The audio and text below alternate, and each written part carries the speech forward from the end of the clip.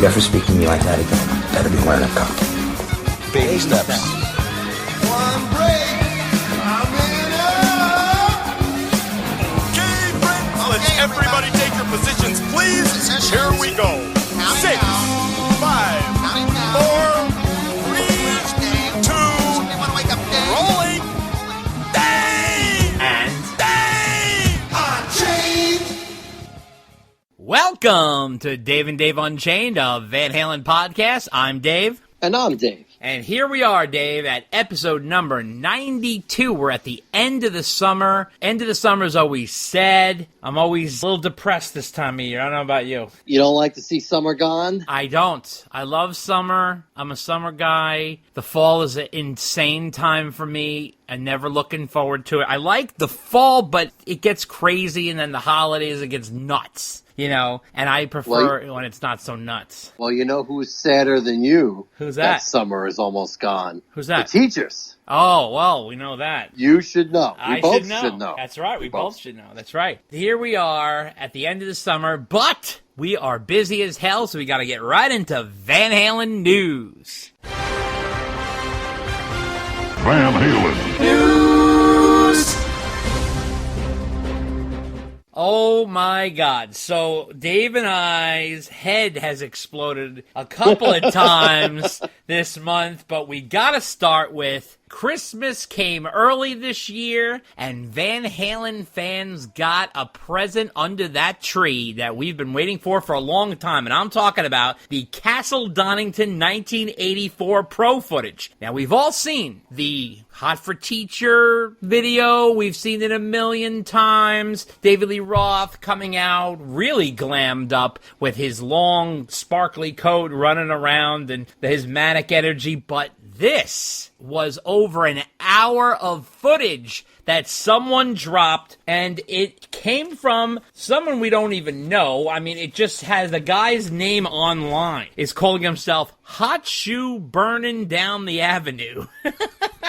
Which is obviously just a code name for a funny take on a Panama lyric. But this guy dropped this online, and holy shit. Now, the interesting part about this is the perspective. We get behind-the-scenes footage right from the beginning. We get to see the band take the stage from behind the stage. We get to see Valerie coming up on the stage and Sue, Anthony, and all these different wives and girlfriends. And holy shit, David Lee Roth getting ready, Alex getting ready. Oh, it's crazy. So this was really wild. You get to see Big Ed Anderson backstage. You get to see Rudy Lirin backstage. All the characters that we know. You see Noel very briefly in the beginning. Very, very cool. Now, this was a wild energy show. Van Halen had not played in England in 5 years, if you can believe it. That's how long it had been since they've been there. And Rudy, who does the intro, says it right in the beginning. Now, this is the kind of stuff we're always talking about. Fans putting out stuff that the band would never release.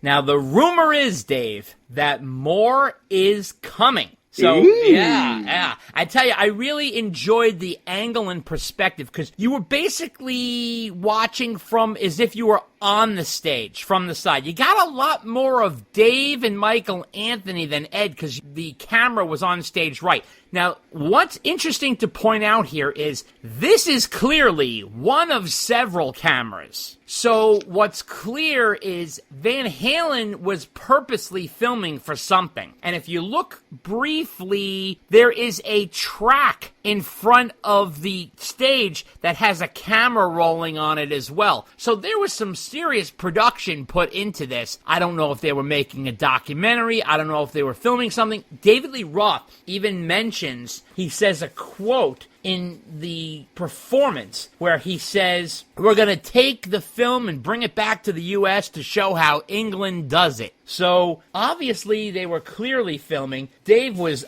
really glammed up. Like I said, he was unbelievable, like overly so in a way. He was wearing a long, sparkly coat, spandex bodysuit, white hat, white scarf. It was hammy glammy for sure, and he was really showing it off. That was kind of interesting. He says a quote, which is interesting. Michael Jackson ain't got shit on heavy metal, baby, which is interesting. I thought that was funny. He did that right after he moonwalked. Yeah, and he also breakdanced. He did some break Oh, yes. dancing. Yes.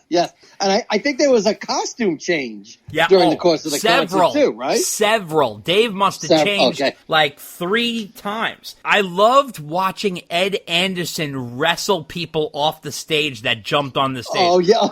And he was doing that quite frequently. I would not want to be manhandled by that man. That guy is a bull. So, yeah, he was not fucking around for sure. Now, here's the thing about this. This is not perfect. There's a lot of sloppy cuts. Some of the footage is beautiful. The sound is totally not all matched up and high quality. And it jumps around a little, like Alex's drum solo gets cut off a bit, and Pretty Woman gets sliced in half. I'll wait, you hear part of it, then comes back to it a little bit. But they did an interesting set. It was pretty much their set from the 1984 tour, but kind of scaled down, because they were not the headliner on this show. It was AC/DC, believe it or not, despite the fact that Van Halen was gargantuan in 1984. Yeah, but in the States, not necessarily right. in Europe. Exactly. Dave is right. So AC/DC is a monstrous global band.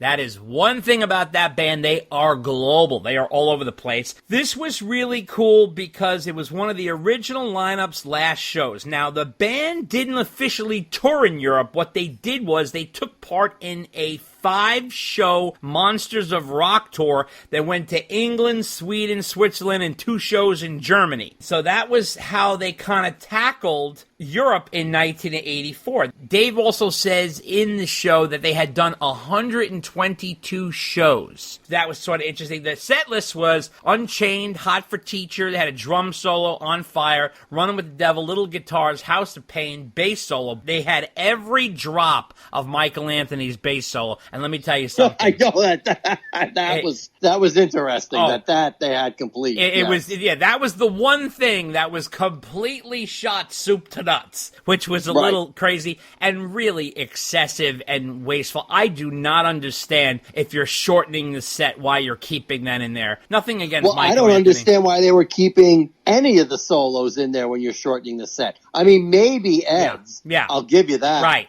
Although I didn't see Dave's sword routine. Yes, he did it. So, what he did was... I must have missed that. Okay, it was brief, because they only showed it briefly, but what they did was...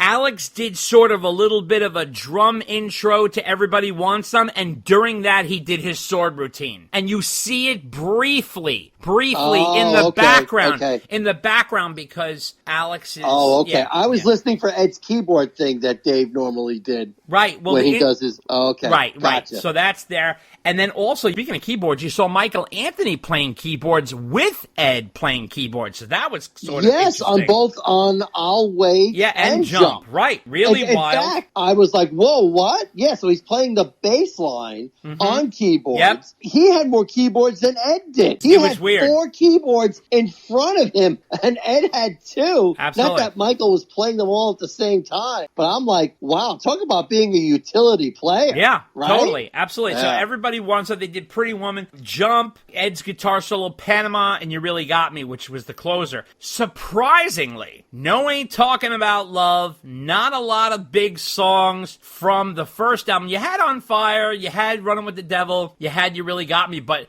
Ain't Talking About Love, Jamie's Crying, omitted. Very shocking, in my opinion. So I thought that was shocking. I mean, you could have gotten rid of the bass solo and squeezed those guys in there, get rid of the drum solo. Come on. I mean, it was a little ridiculous. Whatever. Agreed. I mean, yes, Michael's absolutely. bass solo wasn't even musical. It was more like WWF. He's like pounding on the bass, jumping on the bass, tossing the bass, Right. Well, the pounding on first part of it was all theatrics. It was the second really- part of it was Yeah. musical, but I hear you. And then there was an interesting moment where someone threw a bottle at Dave on stage, and he stopped the whole show during On Fire, and he said, "Don't toss that bottle up at me, or I'm gonna fuck your girlfriend." You know, one of his typical lines. Right. But one of the funniest parts was, I forgot what song it was. I think it was Little Guitars. Dave climbs up to Alex's drum riser, and he goes, "There's nowhere to go from here." Because on the 1984 set, he could run around, but there was no room for him to move, so that way I thought was kind of funny. Not a lot of Ed. The camera's not focused on Ed, of course, during his soloing, but he was on the other side of the stage, so obviously there probably was another camera on that side of the stage, but we were getting the footage from stage right, which was interesting. You knew they were professionally filming those. They had one of those, I don't know what you call those things, where they go take one and they go click with that thing. I don't know what you call that thing. Yeah, I know what you're talking about. Right. And on there it said Steve Acorn. I don't know if that was the cameraman or the director or what the story was with that. So I thought that was really interesting, but really wild. And then they spent the whole time on Dave's shoe, Dave fixing his shoe. They showed that whole fucking thing, which was kind of funny. And then there's a blues jam that Ed does with Al during his solo, which I thought was really cool. And if you listen that was carefully, nice. you listen very carefully, you can hear the melody to Top of the World in there. They really had some really cool stuff at the end because they showed them getting off the stage and backstage, and he's with Neil Schon and John Entwistle, and all, but the sound cuts out, so there's no sound. Yeah, that was a bummer because Ed at one point is looking at a record and looking at it really closely. Yeah. And I was like, oh, I wonder what he's saying because he's really looking at that. Yeah, he was like he was analyzing looking into the grooves. Yeah, or something. he was analyzing Van Halen 1, which was an album he had someone asked him to sign. It was really, really cool. Dave, what did you make of this video? I mean, first of all, so much fun to watch. One of the things I thought was funny is that Ed was wearing an American football T-shirt, which I don't think most of the audience would have known who the Los Angeles team was at the time. No. I thought that was funny. Yeah. But yeah, I mean, everything you pointed out. I mean, like ringside seats to the show and a complete 84 tour that's professionally filmed. It's like manna from heaven, right? You know, online, people are like, I'm downloading this now because I know it's not going to be here in a few days. Some other people are like, oh, there's a bootleg out there and I've already bought it. Yeah. So, yeah, I mean, lots of activity on this. Dave, remember Crazy Eddie? Yeah. The store, he'd had Christmas in August. Yeah, Christmas That's what this in is, August. Dave. Crazy Eddie's back from the grave. That's right. It's Christmas in August. That's right. So if that wasn't shocking enough, okay, Dave and I had multiple shocks. And the second shock was, guess what? Van Halen is coming out with a box set. And hold your breath, it is a Sammy Hagar era box set. And guess what? You have everything in it. So it's called the Collection 2. It's 5 albums and 5 CDs. Now, I'm sure you could probably do the math and figure out what 4 of them are. Obviously, it's 5150 from 1986, OU812 from 1988, For Unlawful Carnal Knowledge from 1991, and Balance from 1995. Now, they are all remastered from the original master tapes by the band's longtime engineer, Don Landy, okay? So that's probably that picture that we saw, God, at this point years ago, with Al and Don Landy working in the studio together. Now, there's a 5th disc. What is that 5th disc? Well... Here we go. Here we go. They're calling it Studio Rarities from 1989 to 2004. What could that be? Ooh, it's 8 tracks. Oh my God, that's almost like a Lost Van Halen album. Then they jerk your chain. Except it's not. So what is it? Apolitical Blues from OU812. Crossing over a B-side from the Balance era. Balukatherium, which is on Balance and has been removed and is now put on the Studio Rarities. Humans Being from the Twister soundtrack, Respect the Wind from the Twister soundtrack, and It's About Time, Up for Breakfast, and Learning to See from Best of Both Worlds. These are the rarities. Now, I do like that they put a disc together with all those songs on there. I don't like that they remove Baluchitherium off Balance. That's insane. I don't like that they remove Apolitical Blues from OU812, because as far as I'm concerned, that's on that album, and so is Baluchitherium. I think the theory behind that was that Apolitical Blues was the bonus track on CD, because this was 1988, right? And that's the era when they were trying to get people to start buying CDs. Yeah. Mm-hmm. That's true. So it wasn't on the vinyl. But listen, sure it's been on iTunes and streaming for years. No, I hear what you're saying. Yeah. But here's the theory behind all that. Okay. It wasn't on the original vinyl. Okay. Or cassette, all right? Right. So that's why it's not included with the album. Crossing Over was always a B-side, or it was on the Japanese version of the album. That's the only legit rarity on this thing. Right. Now, Baluchitherium, if I'm saying that I think it's Baluchitherium, but yeah. I'm sorry. Thank you. That's all right. That song did not appear on the original vinyl pressing that they did back in 95. But here's my question. They keep doing Time and Strung Out? I think those were on the original vinyl. I know. But that's what I mean. It's like... No. I agree with you completely. Baluchitherium is one of the gems on that album. Right. Why take that song off? I don't know who made that executive decision, obviously. But that's their theory for throwing it on the last disc instead of Balance, which I agree with you is crazy, because if you want to talk about what the album is, in 1995, the album is what was on the CD. But they're going by the vinyl, which is crazy, but okay. But that's their theory behind it all. And then obviously, the 3 bonus songs from Best of Both Worlds were, new tracks at the time. Right. So now, I take Respect issue the with Wind, them calling it rarities. And Respect the Wind is not a Van Halen song. Well, that's true too. And that's kind of like, all right, well, if you want to throw that on there because of whatever. Right. And I think the whatever is that Alex is in charge. So that's why it's on there. But if you want to do that, then why don't you include, say, like the longer version that's on the musical score album?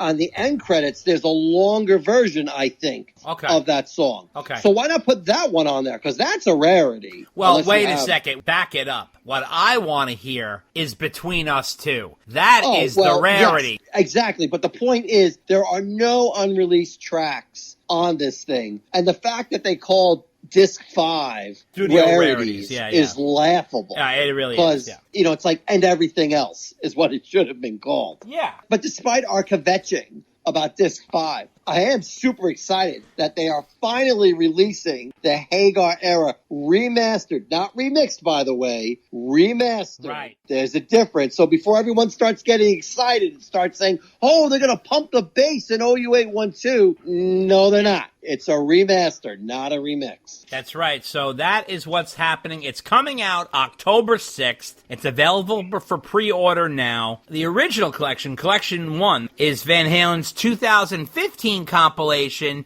that focused on material recorded with David Lee Roth, and that's just the albums. There's no bonus disc on that. Tell you what, though, this goes to show you that nothing is coming out of those goddamn vaults. That is exactly what this goes to show you. I know, it's so sad. Ed had said in an interview with Redbeard on his In the Studio program, or what is it called, In the Studio with Redbeard or something?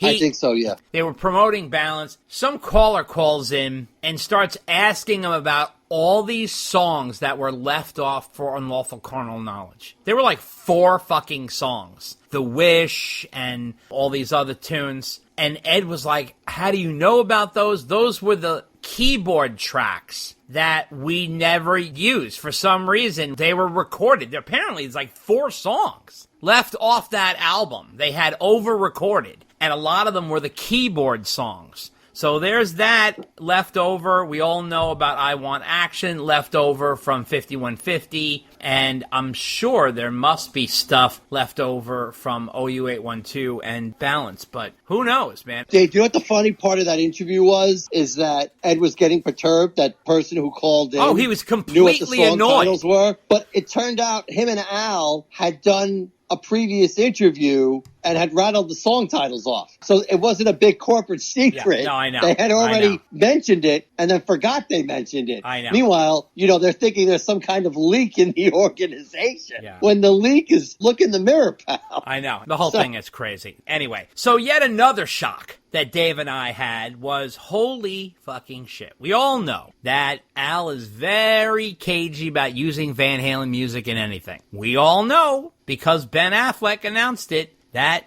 they wanted to use the song Jump for the Michael Jordan Nike movie Air, which is prominent. That is a prominent movie with prominent actors. It was apparently a very good movie. I didn't get this chance to see it yet, but apparently it was excellent, well acted, well written, well directed, and they turned it down. But fucking Jump appears in an Applebee's commercial for boneless wings. All you can eat for $12.99 in 6 different flavors. With the expression, "That's eating good in the neighborhood." I mean, what the fuck? Are you serious with this? This has to be a quick cash grab. Because what in God's name is this about? Dave, what did you make of this? So I just want to make sure I get this straight. So these guys can get past their dysfunctionality long enough to get Jump in a commercial, but they can't get past their dysfunctionality to get the song in a movie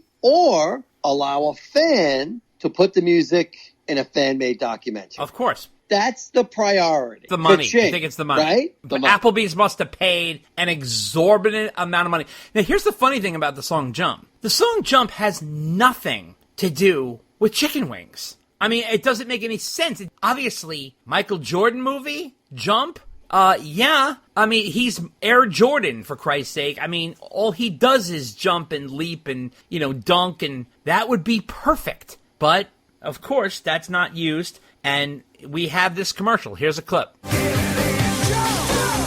Applebee's all-you-can-eat boneless wings, just $12.99. Applebee's, now that's eating good in the neighborhood. Unfucking believable. I couldn't believe it. If I had any hair, it would have fell out, but it's already gone. So. Am I surprised that the song's in a commercial? Honestly, no. I mean, I knew it was coming because they didn't sell their catalog. I forget exactly what they did, Dave, but they had done something with their catalog where it was given to a group and their job was to put it out there. Oh, okay. Remember? Okay. I don't know if it was necessarily movie placement or commercial placement, but the idea was to get their stuff placed. This is obviously a product of it, but it's like the first noticeable one in a while. The last time they did something like this, I think it was like the Nissan commercials from those were in the mid-90s, I think. No, you're thinking the Pepsi commercial, right? Well, no, that was even earlier. That was Crystal Pepsi. That's when Sammy was in the band. Yeah, that was 92. Didn't they do something like a Nissan commercial Did they? with You Really Got Me? Oh, and, was it the Van Halen version of You Really Got Oh, Me? yes, it was definitely the Van Halen version. Okay. All right, yeah, Yes, probably. yes. Yeah. Regardless of our semi-accurate memories. Yeah. It's just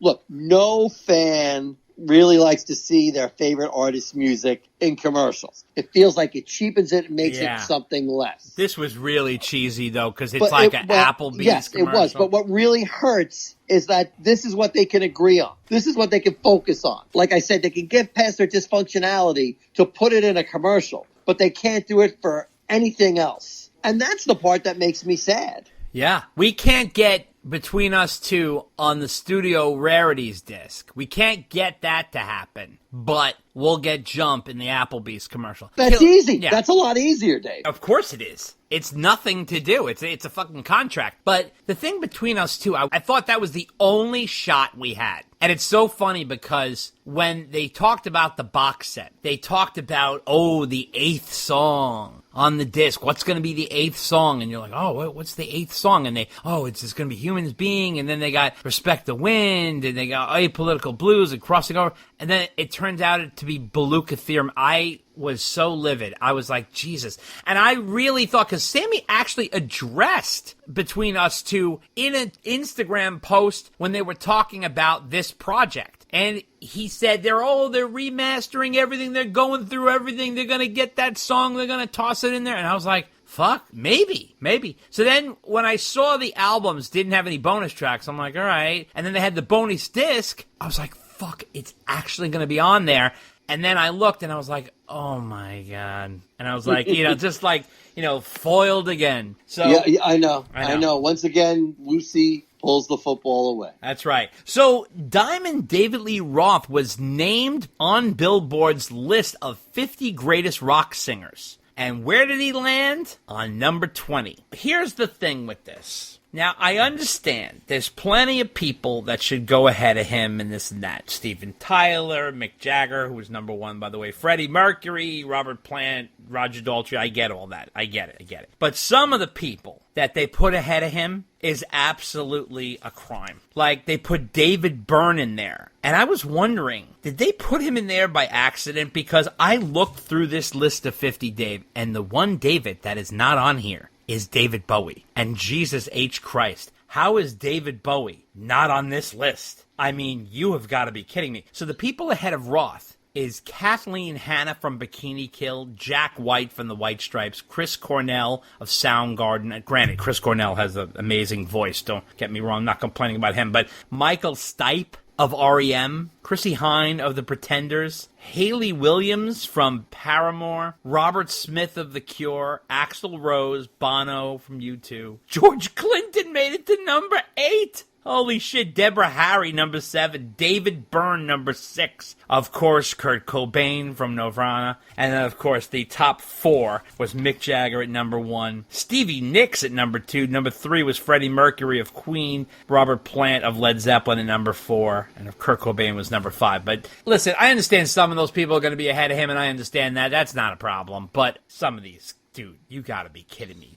Well, it almost sounds like that's a frontman list, not top frontman list. Well, it says rock lead not a singers. top singer list. Yeah, but I mean, first of all, more shocking than that, no David Bowie. I mean, you have got to be kidding me with no David Bowie. Jesus H. Christ. You put David Byrne. I love David Byrne, but he's not to be on this list. I mean, Jim Morrison. Well, Dave, you may ask yourself, what's he doing on this list? Right behind Dave, Jim Morrison and Eddie Vedder. So, interesting list, I'll tell you that much, from Billboard. That sounds more like a Rolling Stone list to me. I couldn't read the original Billboard article. I only saw an article on the article. So I don't know what the criteria were for what they picked from the list. But I'd be curious what the criteria was, because it can't just be on singing ability. Because if it was... No, it can't be. No. I mean, Dave wouldn't be on the list. No.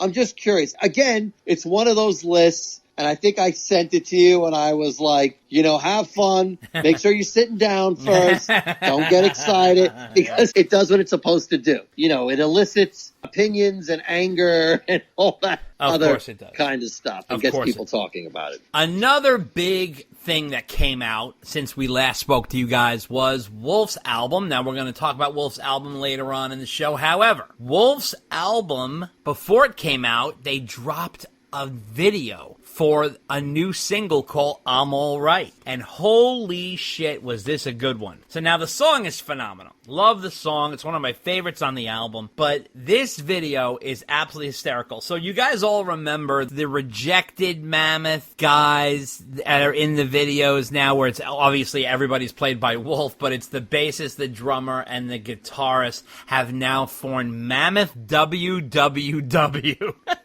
And they're the rejected guys that the real Wolf went off and now played with the real Mammoth WVH and all the guys in there. And what they're doing is the real Mammoth WVH is rehearsing the song I'm All Right in one room, and Mammoth WWW learns it through the wall and then decides to enter a battle of the bands and prevents the real Mammoth WVH from going by doing all these things to their homes, like they board up their house, they turn their alarm clocks off, they slash their tires, they put banana peels on the floor, they cut their guitar strings. It is absolutely hysterical. So funny, so innovative. Valerie makes a cameo as a ticket booth operator. I missed that completely. Oh, wow. I can't believe you missed that. And Mammoth WWW wins the Battle of the Bands by performing I'm All Right, stealing the song from Mammoth WVH. And it was filmed at Whiskey A Go Go, and they show Wolf the guitarist who is the singer of Mammoth WWW holding up the trophy, and he's got like eyeliner and everything. It's so funny.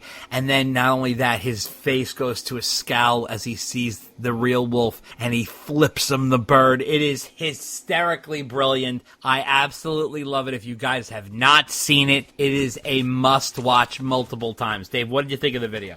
Oh, yeah, my God, hysterical. Yeah. Great video, getting a lot of positive feedback from other people I talk to. I mean, it keeps the theme going. It keeps the running joke going. It doesn't get tired with this video. It only makes it better. I got to give him and the creative crew full credit for making this happen. I was literally laughing out loud at certain points. It was brilliant. It was really well done. And wow, he's got such creativity to do these videos, and he pokes fun at himself, and he's playing all the roles. I love the way he plays the bassist who's always doing the horns and the glasses with his hat backwards. It's absolutely hysterical. So kudos to Wolf for that. Now, Wolf did a lot of press surrounding the album, and what I did was I rounded up some cool things that he noted that I want to share with you guys. So one thing he talked about in one of his interviews with Classic Rock was about this bonus song that he and Eddie worked on for A Different Kind of Truth. And he said, Dad and I were working on a song at the time. We come up with something in the moment, and then we were jamming it, and it was really cool. We called it Ain't Talking About Panama as a joke because it had the vibe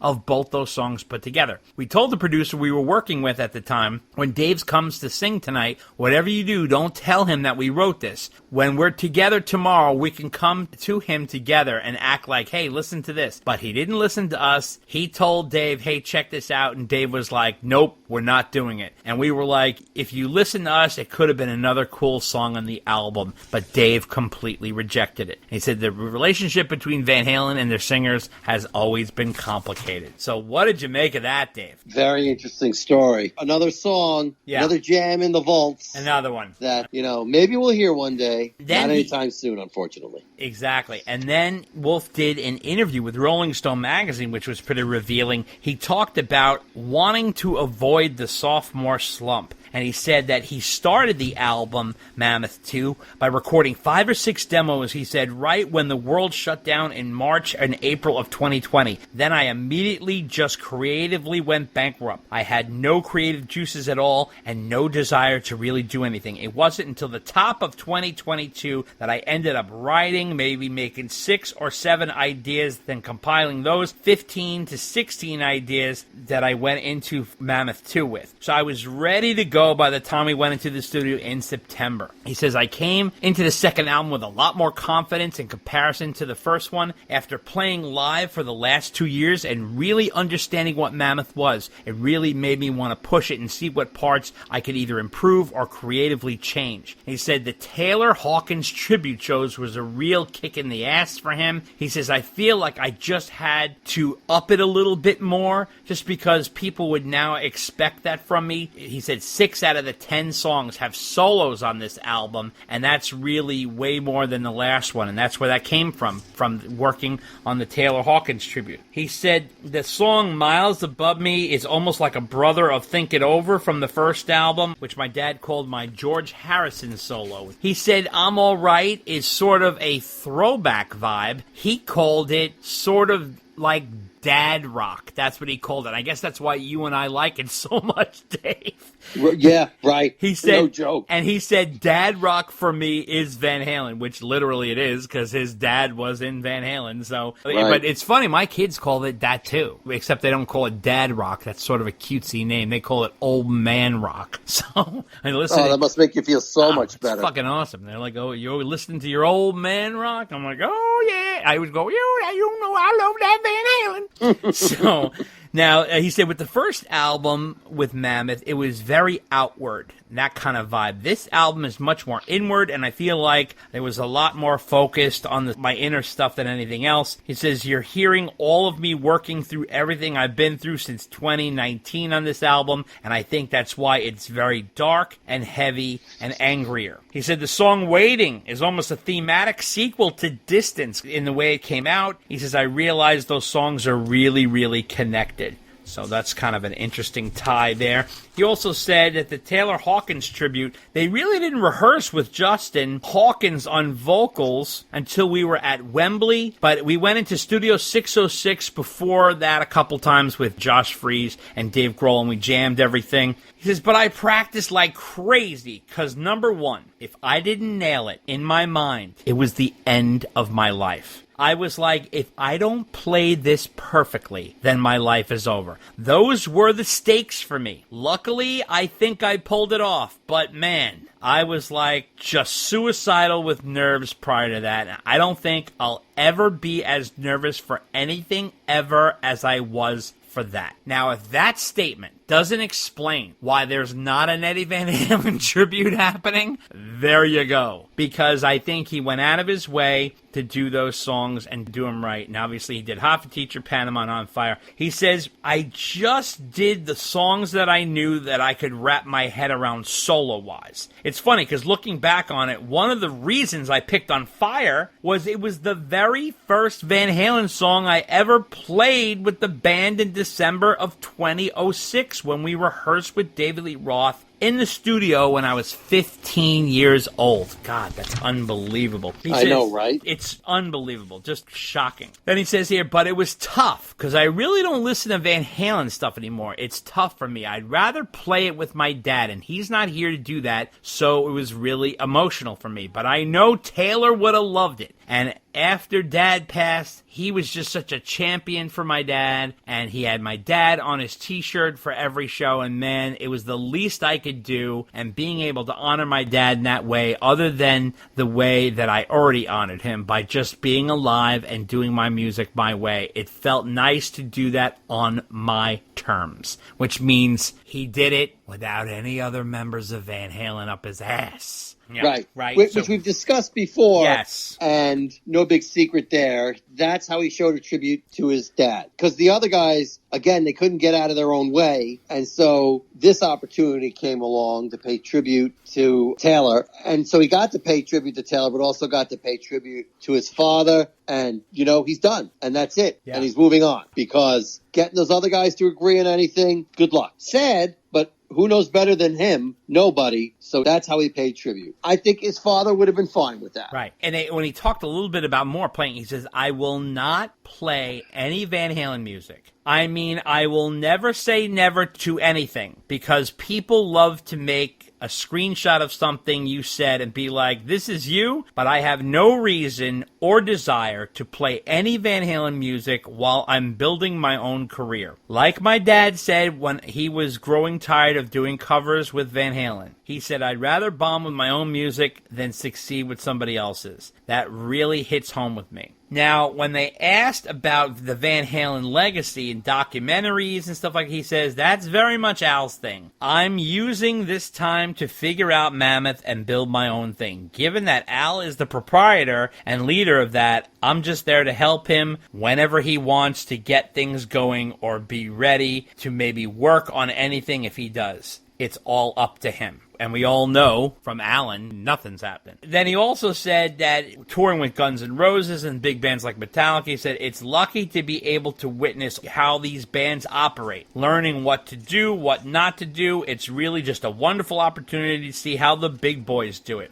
Then he said, what did you learn with Van Halen? Well, he said, with Van Halen, I learned a lot of how I didn't want things to be in Mammoth. Why do we need to be walking around on eggshells? Why is there a problem all the time? Like, why can't we all just get along and play music? Don't we all love music enough to put our bullshit aside and actually have a good time playing as our livelihood? Shouldn't it be easier than this? That was one of the main things with Mammoth, was to build this healthy core of people on the inside. So, wow. I mean, this says it all right here. I mean, if you're wondering why none of this stuff is happening, it is all in this Rolling Stone interview. Oh, yeah. I mean, when he says, I learned what I didn't want to do in a band. Yeah. I mean, there you go. Yeah. Right there. That's everything right there. And then he talked about recording on the Barbie soundtrack. He said he became friendly with producer Mark Ronson when he met at the Taylor Hawkins tribute at Wembley. He came up to me and said that his dad helped him work on one of the Hagar albums. Mick Jones is Mick Ronson's stepdad, and that he worked on 5150. So he says we hit that's interesting. I didn't know that. Yeah, he said we hit it off. He said, hey man, I'm doing the score for a movie. I think I could really use your Mammoth guitar. I ended up flying to New York from Amsterdam after opening for Metallica there, and I stayed in New York for 2 days, tracked in his studio with Mark Ronson and Andrew Wyatt. He said he's on the song I'm Just Ken near the end. Slash is playing the lead parts in between the vocals, but besides that, every other guitar you hear on the album and in the movie was stuff that I had done. It's a really huge honor to be part of something so wonderful. So what a freaking interview in Rolling Stone, Dave. What did you make of that? Yeah, great interview. Nice to see Rolling Stone can still do that. You know, some really great tidbits out of Wolf that you just went over. Yeah. And, you know, it's nice to see him open up a little bit. You know, he laid a lot of stuff out there. He did mince words. It is the way it is. It's nice to see him doing all sorts of things like the Barbie soundtrack. Yeah. And stuff like that. He's out there doing it, man. He's not just sitting around. He's branching out, doing movie soundtracks and stuff like that. I got to give it to the guy. Like I said, he's doing it, man. He's doing it. He was also on the Talk Is Jericho podcast with wrestler Chris Jericho. He's also in the band Fozzy, and he talked about playing one of his favorite Van Halen songs. He says, we played so many of the classics all the time that we really were so excited by the B-sides. So playing things like Dirty Movies, Drop Dead Legs, Out of Love Again, but I think the most fun song to play was probably Chinatown from A Different Kind of Truth. Dad and I had a lot of fun playing that all the time. We didn't even care if people liked the song. We would just put that in the set list because it was so much fun to play. And he also said that Take a Bow is something he's super proud of, and he's also really excited about the solo on the song Right. He says for his father's solos, he says, I like all of it, so take this with a grain of salt, but he decided on going for something more underrated, saying a solo I think is really fun is the solo on Amsterdam, which is on Balance. I really like how it's just wacky and fun, and I think it's worth another look. If you haven't listened to that song in a while, take a listen. So interesting choices there from Wolf as some of his favorites. What do you think of that? You know, you never know what artists are going to choose as their favorites because they're not always fan favorites that are their own. So, yes, interesting choices, I thought. Now, they asked him if he records everything in 5150. He says, it just feels like home to me. It's a private home studio. It is not a public studio, and it is my private home studio. It feels like a rite of passage. It's my duty to be making music in it for the rest of my life. You know what I wonder, Dave? So now, 5150 is on the property of his childhood home. That's where he grew up, in that house with the studio. So I'm assuming he owns that house and lives in that house. I mean, I don't know what the story is. Yeah, I don't. That. Well, I don't know if he lives there. I don't know. I mean, I can't imagine he has the studio without the house. You know, I don't even know if that's the house he grew up in. I mean, because obviously, I think there's more than one house. So they had a house in Malibu, which was sort of like a vacation house, but that was the main house. Okay. Yeah. So anyway, he talked about on the Rock Show with Johnny Walker, which is a BBC show, that Dave Grohl is the one who truly inspires him. He says, Dave Grohl inspires me infinitely. I really admire how he came from Nirvana, and then after that sadly ended, how he was able to build his own thing with the Foo Fighters. It's how I mirror a lot of my experience, so where I come from and what I've tried to do with myself. So he's just everything I aspire to be. He says, I first became aware of him when the fifth album, In Your Honor, came out. He says, The Best of You, I remember that song would always get stuck in my head. It always stuck with me, how he made everything better. His songwriting, his singing. Yes, I guess that's what made me look up to him so much. He really is just everything I aspire to be, especially after getting to know him a little bit and spending a little time with him. There's nothing better than looking up to someone and realizing that they're everything and more, and he is that. So I never really realized that correlation, but Dave Grohl did make the Foo Fighters after his tumultuous time that he went through after Kurt's death. And Dave Grohl recorded the Foo Fighters album all himself. That first Foo Fighters album is all Dave on every instrument. Right. So if you think about it, there's a real parallel with him and Wolf there. Yeah, there are some parallels there. Yeah. And he also said that he used to practice to Van Halen's Best of Volume 1 and Blink-182's Enema of the State on drums when he started playing drums about 9, but surprisingly never got a drum lesson from Uncle Al. They never sat him down to teach him how to do anything. He goes, I wouldn't have it any other way. I like how I was able to teach myself from learning guitar tabs on the internet or just trying to replicate the songs that I would listen to. So the only thing he says his dad did teach him was how to keep a drum beat, and he showed him how to do that with magazines. The interesting thing about Wolf is when you read all his interviews, you get little dribs and drabs about certain things out of it, which is sort of interesting. There's a lot of repeating stuff, you know what I mean? Yeah. When he opens for Metallica, he said, the stage, Dave, is massive. So I recently saw Wolf open for Metallica, and he was phenomenal. His stage is gargantuan. It's a huge circle. Metallica runs all around the stage and large drum set switches from one side to the other. But, Wolf had to kind of stay in one place. He says it was a little daunting and crazy. The stage setup is insane. It's like a big donut in the center of a stadium, but it takes some getting used to. He says it's extravagant. It took time for us to really get used to and get locked in with. He says the unfortunate thing about stadiums is that sometimes not everybody is going to get a good view of the stage, which is a bummer. But he says the audience has been incredibly receptive, and he's been watching Metallica every night, which is really cool. He said it's a once-in-a-lifetime experience. He said that he's really learning to really kind of grapple with it over time. He also talked about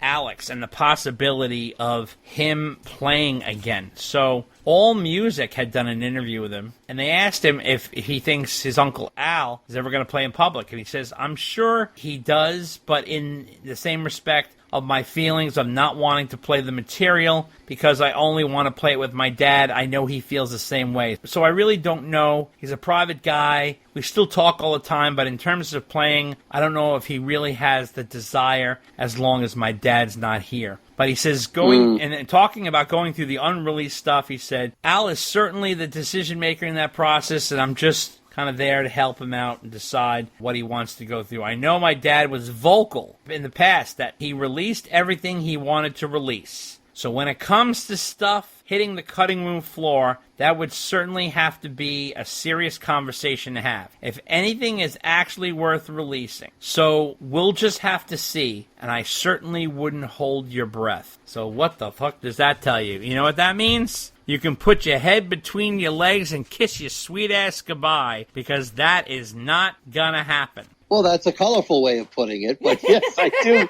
I agree with you. Again, it just confirms what we've said so far. Please. Right? It's just nobody in the Van Halen camp, Al in particular, apparently, is interested in doing anything like that. No, they don't. If they can't put Between Us Two on that bonus disc, which is already finished, that song is finished. Okay? Well, at least according to Sammy. Right. Well, listen, Sammy's pretty clear-minded. He said it was finished. Apparently, Bruce Fairbairn did it, because he did it right next to Humans Being. Anyway, that just goes to show you guys that you want some unreleased stuff, it's going to be up to us to get it out there. Now, we're not going to be able to get our hands on that stuff because no one's touching that. That stuff's locked away at 5150. Probably just rot away and be thrown in the garbage one day. So, if it hasn't been properly cared for. I hope you're wrong. I hope I'm wrong. I hope I'm wrong. Also, Glenn Hughes, the bassist and rock singer from the band Deep Purple, he guested on the Classic Rock podcast to discuss the 50th anniversary of Deep Purple's classic Burn album. And he talked about when Eddie approached him to join Van Halen following the departure of David Lee Roth in 1985. He says Eddie was newly sober at the time. I don't know about that. And we spoke about it. Yeah, I was like, wait, what? I'm like, were you sober at the time?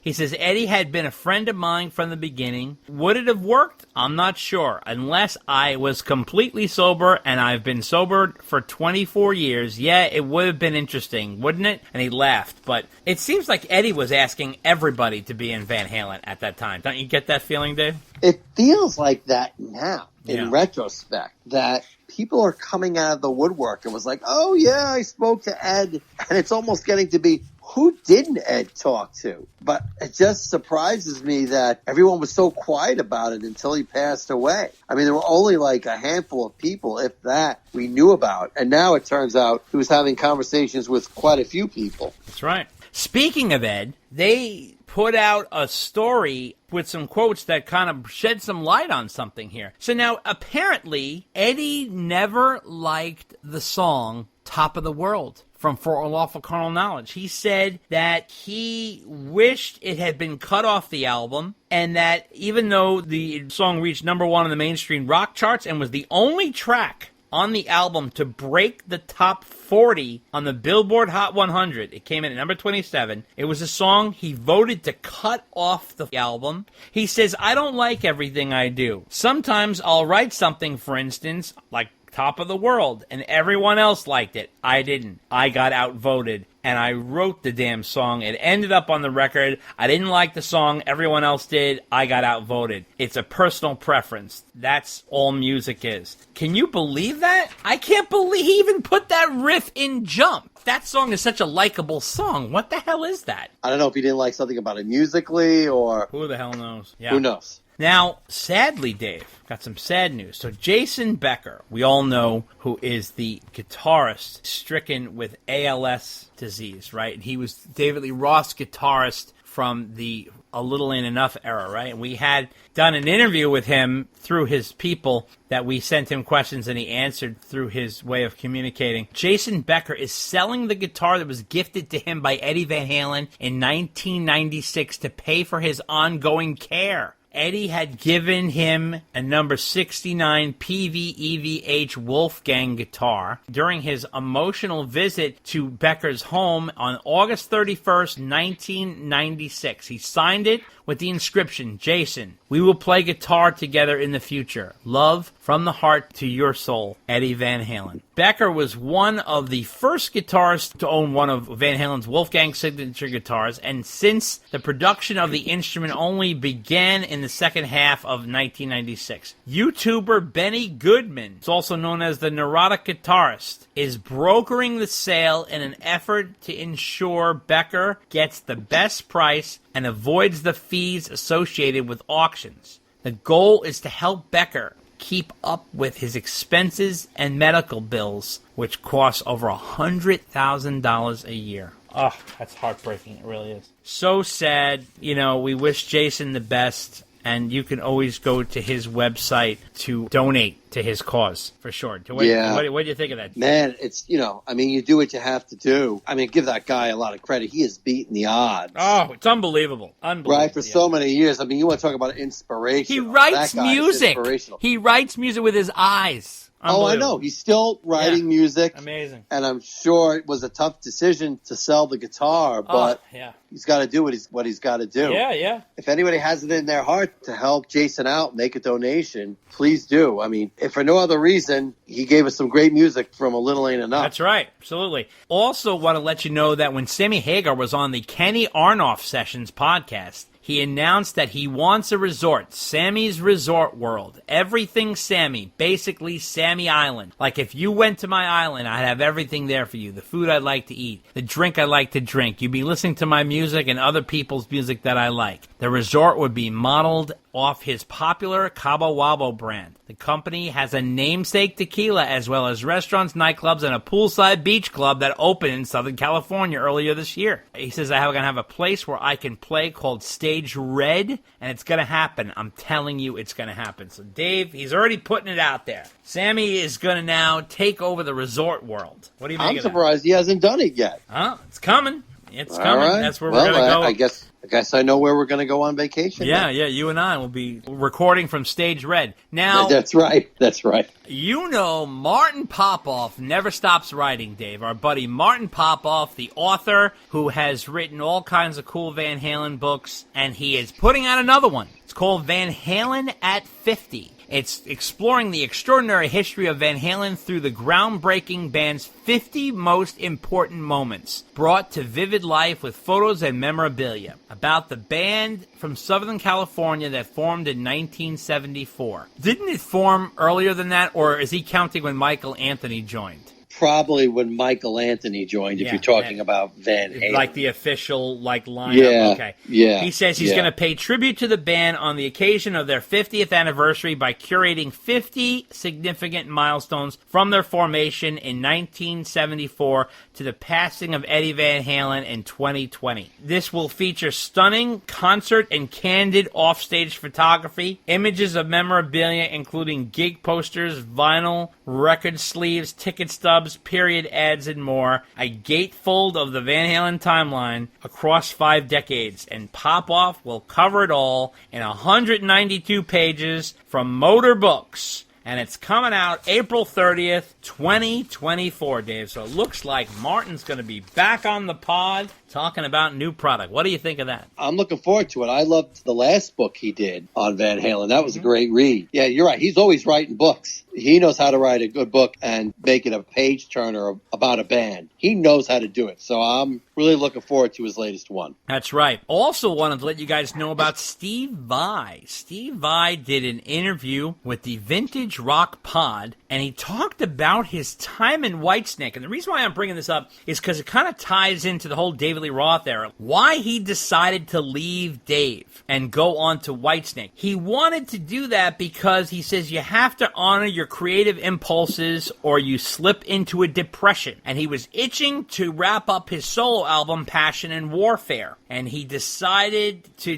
go and leave Dave and finish that album. And he said he felt like he was surrendering his career in a way. But he said he thought it would make more sense to tour with Whitesnake and make a record with them. He says back then, the Whitesnake album had sold 25 million copies. It was a great record. I just love great singers, and Coverdale was a monster. I watched the guy get on stage every night and deliver like a boss. So I thought, yeah, man, I want it in. It was great. When I got into the band, all the music was written and recorded for Slip of the Tongue. I had just put some guitars on it, and that was really another great group of guys. He says, but he does admit that he was a prima donna. He says after performing with Roth, he had learned how to act like a prima donna. He says that he came from Dave Roth, and with Dave Roth, you learn certain things, how to navigate the business, how to navigate the magazines, the press, and things like this. And he had Passion and Warfare out. He goes, I was blowing up while I was on tour with Whitesnake, and at the end of it, David Coverdale was going through some personal things, so he was going through a divorce, so he disbanded everything, but I instinctively had to do that record and tour with them and return to the quirky music that was in my head. But he did say to me when I talked to him about this that he wanted to finish the solo album. Roth didn't want him to have a solo album, and he was like, fuck that, I'm not giving up Passion and Warfare. He knew he was on to something with that. And Whitesnake was the perfect vehicle for him to jump on and promote that album. Because he went on and he did that album with Whitesnake. They gave him a spot on tour, a solo spot. He promoted the hell out of his album and himself, and he made himself even bigger. So that was a smart move on his part. What do you think of that, Dave? Oh, no, I agree. Well, I think Whitesnake, they made him an offer he couldn't refuse. Oh, yeah. He wanted to finish up working on his solo album, and he was allowed to promote it a little bit on there. So, yeah, why not? Pardon the pun, but you get the best of both worlds with that. That's right. That's right. So Steve has always been that guy who can tour and record albums with major acts and then do his own thing. You know, I would think that like financially working with people named David, right? Working with David Lee Roth and David Coverdale pays the bills. Oh, yeah. And then, you know, he can focus more on his solo career. Not that his solo career isn't paying the bills, but, you know, he's not getting as much exposure as he was with those bands. That certainly helped him out. Oh, so, yeah, smart he's move. a smart guy. Yeah. He's a smart guy. Yeah. And wrapping up Van Halen news is sort of a quirky news item. Dave, look at this. Unbelievable. All right, so we all know we're going to buy some Van Halen merchandise. Where do we go? We typically go to the Van Halen store. Well, van-halen.com, which was the original website for the band. van-halen.com. They opened up their own shop First of all, the main website has all the stuff about the collection too, about Sammy. So clearly, Rhino Records has taken it over and put all the press materials about the collection too, because that's the latest thing they're going to be promoting for the October 6th release, right? Okay. Well, that's fine. Understandable. But the funny thing is, if you go to the store tab, there's a whole mess of stuff in there in the store. But here's the funny part. There's some really quirky, weird stuff they're selling in there. Like, I'll give you an example. $90 black Van Halen jeans with the VH logo stitched in the back pocket. Very strange. All the shirts and the hoodies and the hats have the Van Halen logo from the original days that looked like a skateboarder logo. It's the one that Mark Stone, I think, drew, which is... I think you're right, yes. Bizarre, right? Yes. Bizarre. Then there's a couple of more modern ones, like they have a USA Stars and Stripes beer koozie with the Wings logo, a 1984 Tour red, white, and blue eagle bandana, which I've never seen before. And this is another strange one. A coffee cup for $15 with the old logo, and if you turn it around, it just says motherfucker on it. I mean, when I tell you, this was so strange, I couldn't figure it out. Now, you go to VanHalenStore.com, they have all the great Van Halen stuff. Check that out. If you want merch, he's got everything on there. So check that out, and they're great with shipping and sending it to you in a couple of days. Fantastic. They got a wonderful assortment. Check out VanHalenStore.com. That's all good. However, This is just a strange... And then you wonder, like, if I send away from this, am I even going to get it? Because VanHalenStore.com is on their shit. They'll give you a receipt, they'll let you know when it's coming, and they're very on it. But I don't know what that is all about. It is the strangest thing I've ever seen. So what do you make of that, Dave? Well, and it gets a little weirder because once the new Sammy Hagar compilation came out and was announced, they threw that, as you mentioned, on van-halen.com. Right. But all the other links to anything else were gone. But meanwhile, the storefront is still there. Yeah. But there's no link on it from the official band website anymore. It's bizarre. So if you do want to find those jeans and pay $90 for them, those are at vanhalenshop.com. Yeah. No dash. Right. One word. Mm-hmm. And you'll find all that interesting stuff that you just described. Right. But yeah, it's like leftover inventory is what it is. It's not even stuff that I've seen from tours before. It's not like old T-shirts. Since when did Van Halen sell $90 jeans? Or even stuff with their old logo. It's just bizarre. I mean, I don't even know what to say. But anyway, that wraps up Van Halen news.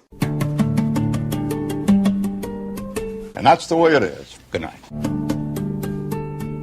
And we are on to our deep dive discussion about Mammoth II, Mammoth WVH's second album. What a monster this is. Dave and I go through song by song. We do a whole deep analysis of the entire sequel to the original Mammoth debut. And before that happens, you know we're going to punch Dave out with tons of letters, and we got 16 letters to pummel him with, so he's got plenty coming at him, and that is all coming up next. Take a listen. What you're getting with Van Halen is a kind of hybrid. You got 4 different personalities, very different, and, you know, everybody's like comes together, and we put that all together, and what you get is a super combinant, something, you know, special. If you need a dose of VH, get a taste of the closest thing. Romeo Delight, the ultimate Van Halen tribute band, playing all the hits from the David Lee Roth era, first classic 6 albums, plus deep cuts, some of which have never been played live before by the band. They even throw in popular tracks from the Sammy Hagar era and solo hits. The most viewed Van Halen tribute band on YouTube, Romeo Delight, doing customized recreations of staging, instruments, and costumes from the classic Van Halen era. They even perform entire Van Halen albums in sequence. Romeo Delight plays theaters, casinos, summer indoor and outdoor festivals, and special events. They're also available for private parties. To contact them, call Bud Blanche at 215-704-5144. That's 215 704-5144 or via email at sonicparade1@yahoo.com. Romeo Delight, the ultimate Van Halen tribute band. Author Greg Renoff is back with a new book, Ted Templeman, A Platinum Producer's Life and Music. The new biography of the record producer Ted Templeman, who went on to produce Van Halen, the Doobie Brothers, Van Morrison, Aerosmith, Sammy Hagar, and more. The book, which runs $19.95, and it's currently available at Amazon.com. From the man who brought you Van Halen Rising comes Ted Templeman, A Platinum Producer's Life and Music, written by Templeman as told to Greg Renoff. Available for only $19.95 at Amazon.com. Order it today. Check out the new podcast, The Rock Quarry, your place to hear in-depth interviews with some of rock's most colorful characters, with your host, entertainment journalist David J. Criblay. The Rock Quarry is available for free on Spreaker and iTunes. You can check us out on Facebook at The Rock Quarry Podcast, on Twitter at Rock Quarry Pod, on Instagram at The Rock Quarry Podcast, or email us at therockquarrypodcast@gmail.com. Hey everybody, this is Robert Romanus, a.k.a. Mike Damone from Fast Times at Ridgemont High, and you're listening to the Dave and Dave Unchained podcast. Oh, and by the way, I do have some Van Halen tickets for sale if you're interested. Pick up the new book, Eruption, Conversations with Eddie Van Halen, by Brad Tolinski and Chris Gill. These music journalists share with fans new and old alike a candid, compulsively readable, and definitive oral history of the most influential rock guitarist since Jimi Hendrix. It is based on more than 50 hours of unreleased interviews they recorded with Eddie Van Halen over the years, most of them conducted at the legendary 5150 Studios at Ed's home in Los Angeles. The heart of Eruption is drawn from these intimate and wide-ranging talks, as well as conversations with family, friends, and colleagues. In addition to discussing his greatest triumphs as a groundbreaking musician, including an unprecedented dive into Van Halen's masterpiece 1984, the book also takes an unflinching look at Edward's early struggles as a young Dutch immigrant unable to speak the English language, which resulted in lifelong issues with social anxiety and substance abuse. Eruption, Conversations with Eddie Van Halen, also examines his brilliance, who changed the face of guitar manufacturing. Eruption, Conversations with Eddie Van Halen. Get your copy today on Amazon.com. Take a trip to the rock concerts of the 80s in this new full-color 300-page book, Pictures Alive, filled with never-before-seen photos. Go back and see the mighty Van Halen at their peak from two amazing concerts in 1982 and 1984. Plus photos from Sammy Hagar and David Lee Roth solo tours, and many other bands of the day. Filled with amazing photos, classic stories, original ticket stubs, and more. If you're a fan of Van Halen, you will not be disappointed. Hit the ground running with Pictures Alive, the new book, now available at picturesalive.net. That's picturesalive.net. picturesalive.net. Get it today. The long-awaited Van Halen book from legendary rock journalist Steve Rosen is here. Tone Chaser, Understanding Edward, my 26-year journey with Edward Van Halen. This is an over 400-page odyssey of Rosen's decades interviewing and being friends with the late guitar god, Eddie Van Halen. Rosen says, I spent 14 long, hard months writing Tone Chaser. It was both the most difficult story I've ever written and the most rewarding. I wanted to be honest and transparent as I possibly could, which was not always an easy thing to do. In the end, this was the most complete and comprehensive book I could have possibly written. There was nothing left to say when I reached the last page. With every word I wrote, I was reminded of the time I spent with Edward, and that hurt terribly. But it also brought back what a remarkable experience that was, and how insanely lucky I had been to have ever known him, and astonishingly to have been friends with him. I hope you can feel everything I felt. That is the purpose of this book. Pre-sales are currently going on now for the self-published book. PayPal Steve directly at scrosen at sbcglobal.net. That's scrosen at sbcglobal.net. It's $47 for those who are buying it inside the U.S., and that includes shipping. $95 for those who are buying it overseas, and that includes shipping. Tone Chaser, Understanding Edward, my 26-year journey with Edward Van Halen. Don't miss out. Order it today. It's impossible to predict what's going to happen with a rock band. Rock band's a very fragile item. You know, it's people grow in different directions, but the band has been together. We have for 12 years now, man. We've been making records. We've been making these records for what seems like a zillion years now. And compared to what most people on the video channels have been, it has been a zillion years. It's just been higher and higher and higher. All right, Dave, you know what time it is.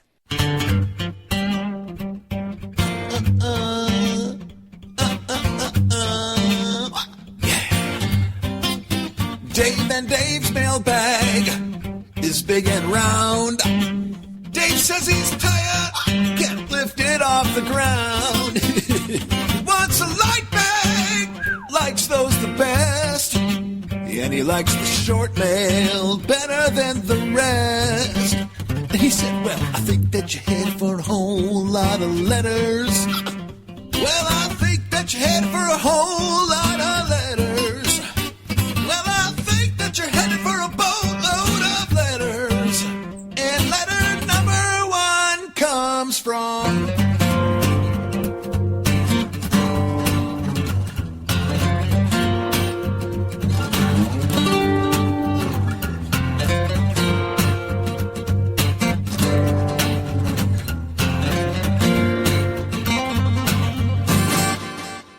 That's right, it's mailbag time again.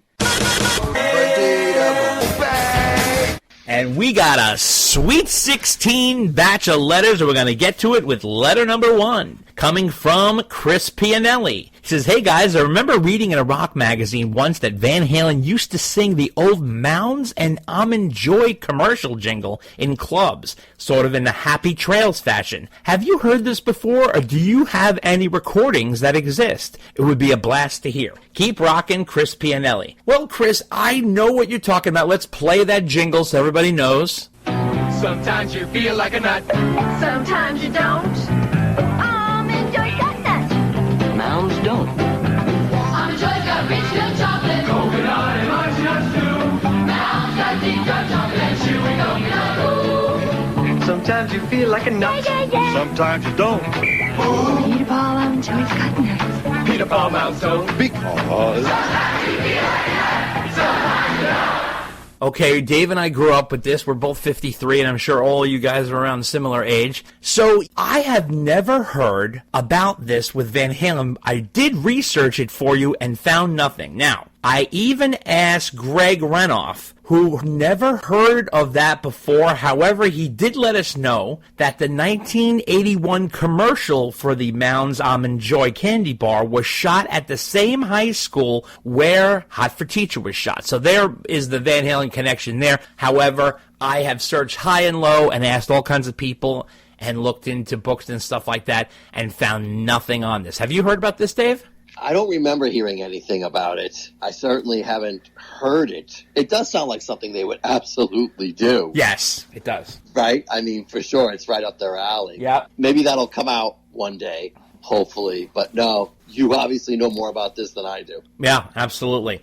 Letter number 2 comes from Mark Spencer Peters from Stockbridge, Michigan. And he says here, I've been a fan since I'm 12 years old in the early 80s, back when I snuck down to my older brother's room in the basement where I stumbled upon his Van Halen 2 album, and I've been hooked like a salmon in spawn season ever since. It inspired me to play guitar, and I got the original Wolfgang 3 EVH guitars, 2 EVH amps, and all the EVH pedals. And since the Hot for Teacher drum solo intro debate still rages, I believe it was 100% Al, by the way, the song Source of Infection on OU812, one of my favorite albums, by the way, I know I'm weird, I'm a musician, and have a great ear for hidden sounds. In that intro, listen to the drums, especially in the beginning of the song and all throughout. You'll hear the Hot for Teacher intro. To me, that's all Al. Quite interesting. Cheers, fellas, and keep up what you're doing, and long live EVH. Mark Spencer Peters from Stockbridge, Michigan. Well, Mark, thanks so much for writing in and sharing that personal Van Halen introduction and addiction. We love to hear that. Dude, I never realized the connection between Source of Infection and Hot for Teacher intro. There are some severe similarities. Here's a clip of Source of Infection.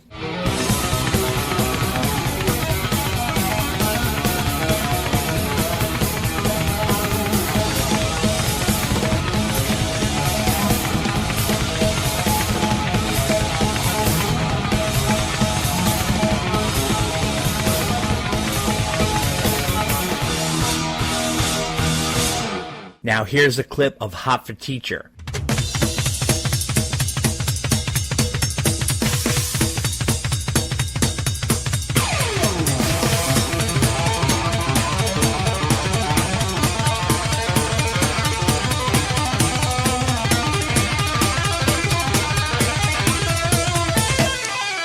Surprisingly, these were only released 4 years apart, and there is some similarity there. Dave, what do you think? I'm really surprised to hear you say that, because I definitely hear that in the song, and I always thought that Source of Infection was like the poor man's version of Hot for Teacher. I mean, kudos to you for liking OU812 as much as you do. You may think it's weird. Hey, it's just what you like. It's not one of my favorite Van Halen albums, and this is one of the reasons why. Source of Infection, it comes from the same boogie era type songs that Hot for Teacher did. But to me, it's just like, hey, let's work off the same riff and let's do another song.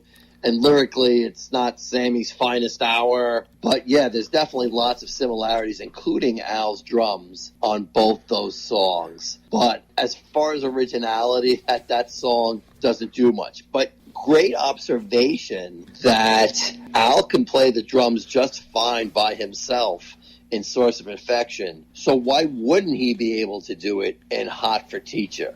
Food for thought, and this is the topic that just won't die. I know. That and the Panama thing.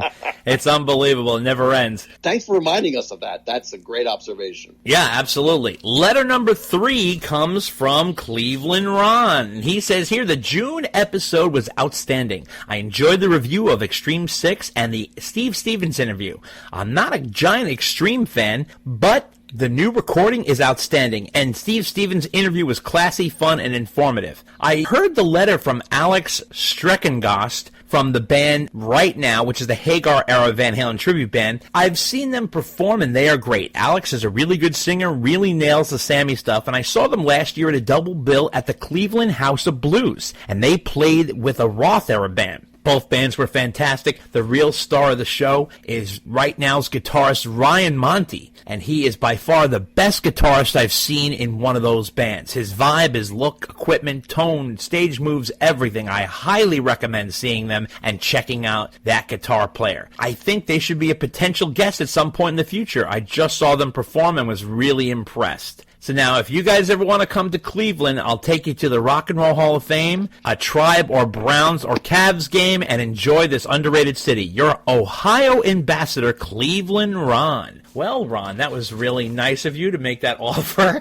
I appreciate that. And to that I say, hello, Cleveland!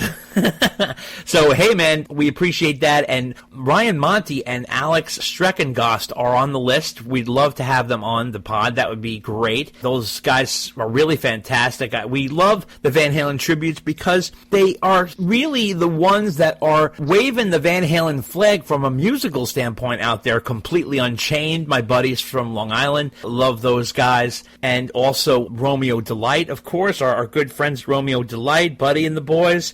Van Hagar from Long Island, they're also fantastic. Fem Halen, don't forget them. Van Halen, the Atomic Punks, we've had all these guys on. We love them all, so those guys are very, very, very important to the Van Halen legacy to keep that music out there. Dave, what do you think? Oh, I agree. The tribute bands definitely need to keep on going. So we support any of the ones that are raising that flag. And also, the guy in Connecticut, is it just Halen? It's just Halen. Okay, Halen right. CT.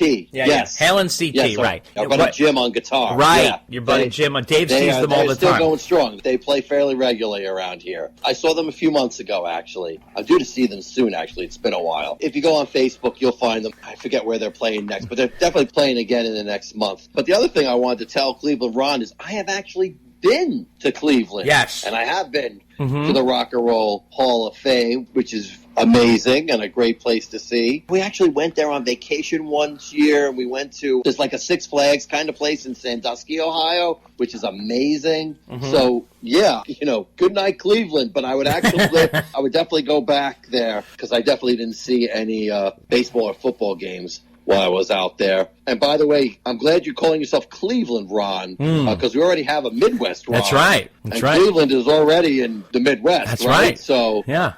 I would hate to have to call him, Midwest Ron 2, Electric Boogaloo. There's only one Midwest Ron, you know that. There is only one Midwest Ron. So.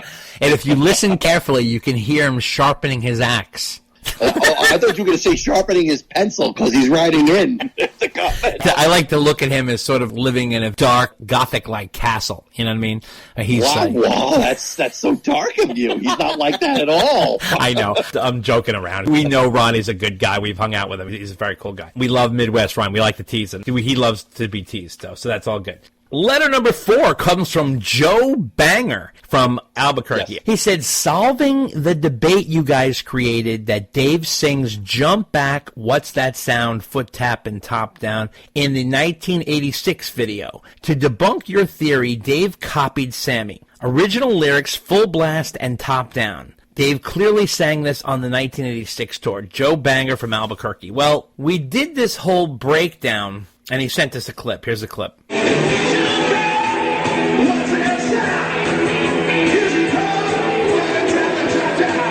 We did this whole breakdown, you remember how crazy I went on this, and discussed it thoroughly years ago. I'm not going to go through the whole thing again. The weird thing that he does is he does full blast and top down. Here's the Panama lyric, so you guys know what we talk about. What's that sound? Here she comes, full blast and top down. Now, obviously, on the recording, he says full blast and top down. On the Van Halen 1984 tour, he does full blast and top down. After that, he changes it to foot tap and top down. Now, the reason why we kept saying, why did he change it? Because Sam started singing foot tap and top down on the 5150 tour, and after that song appeared on the 5150 set list, everybody seemed to be singing foot tap and top down, except for Gary, who sang it full blast and top down on the Van Halen 3 tour in 1998. So this whole thing is a mystery. I don't know how Dave could screw up his own lyric, but he's known to go off the res. What do you think, Dave? That's true. I do remember we did a deep dive on this. Oh, yeah. Based on something we had read in the internet. I want to say it was on the links, if I'm remembering correctly. But yeah, it's just one of those weird things that happened along the way. Somehow the lyrics change, and who the heck knows? You see, this is what happens when the band's not really doing anything actively. Your mind kind of goes off the reservation and looks for other things to notice. And so this is the kind of stuff we talk about. I know. It's silly, but it is. Letter number 5 comes from Johnny Booth from Fredericksburg, Virginia. And he says, hey guys, I'm getting straight to it. Number 1, Dave's impressions of Eddie Trunk and Gene Simmons are gold. Number 2, maybe you've seen it, but I recently came across footage of the Monsters of Rock in Buffalo. About 24 minutes after Mike's bass solo, the band goes into Running with the Devil. I've never heard Sammy sing that one before. The first verse is a little bit rough, but overall it's not bad. And the ending is kind of cool. On a very unlikely chance you haven't heard it, here's the link. Thanks. As always, stay frosty. Johnny Booth from Fredericksburg, Virginia. Well, Johnny, this is interesting. Number 1, it's funny that you say I do an Eddie Trunk impression. I can't really do an Eddie Trunk impression. He sort of has a voice that's hard to imitate. The only thing I can do that Eddie Trunk does is, there's not a musician on the planet He keeps saying that line over and over again. That drives me crazy. Now, I tell you, I like Eddie Trunk. I appreciate what he does. I literally had to stop listening to him for a while because I was getting heart palpitations. I literally was getting myself worked up. It's my own fault. It's not Eddie's fault. He's just grandstanding a little much, and I appreciate what he does, and I've been listening to him for years, but I don't know, I'm finding him a little too much of like a political pundit. I don't know. He's putting all kinds of stuff in his show that it's like not even music related, and he has the same guests over and over again, and I'm just kind of like, oh, guys, how many times are going to put Tesla on? And I love Tesla, but it's a little weird. Now, Gene Simmons, I'm absolutely fascinated with. I find Gene intoxicating. Of all the interviews I've done through the years, Gene has been one of the most memorable. He is absolutely crazy and smart at the same time. He's sort of incredibly intriguing because he's not your typical rock star, and he has this level of confidence that I think rivals maybe like Trump or something like that. He has this incredibly huge presence. I know you do an interview with him. He would never schedule a time. They said, Gene's going to call you. And I'll be like, no, I need to set up a time. And they're like, yeah, Gene doesn't work like that. And I'm like, oh, what does that mean? That means that he'll call you, he'll reach you, you'll just be ready. Now, my life's a little crazy. I have like a million things going on at all times. Now, this is years ago, but still. And I was just like, okay. So I would usually keep my questions and my recorders and everything by the phone, and I would be like jumping out of my skin every time the fucking phone rang for like days. So Gene would call at the craziest time. He once called me at 3 a.m. I'm not even kidding you. He literally said, David, get up, put on your robe, it's Uncle Gene. You know what it's like to pick up the phone at 3 a.m. and hear Gene Simmons' like absolutely creepy voice in the middle of the dark? I mean, it was just like, the demon is calling me. It was always crazy. If he doesn't like something, he'll answer it and go like, next question, what else you got? And he's just very, and I was young at the time, so I was just sort of a young reporter.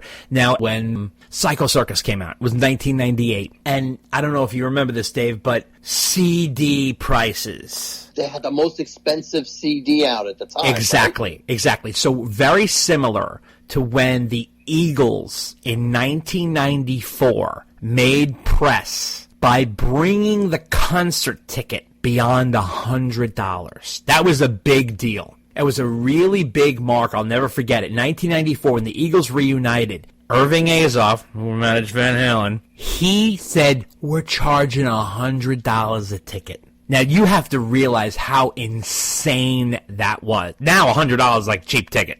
I'm sure you would love to get tickets, Dave, for $100 for some of the shows you're trying to get. You know what I mean? Like a Taylor Swift ticket, $100. That's free. That's basically free. So now, in terms of that time, that was insane. Now, what Kiss did was, very much to the Eagles, this is all during the big reunion, thing. Obviously, remember, the Eagles got back together, and Fleetwood Mac got back together, and the Police got back together, and Kiss got back, and everybody was joining the reunion train, and they're like, you know what? We're gonna cash in, because, the economy was doing well, and this was the first Kiss CD that had all 4 members on it. We thought. Because right. There's a big caveat on that one. Yeah, there's like one song on there that I think has all 4 of them. The rest of them is Gene, Paul, and 2 studio musicians.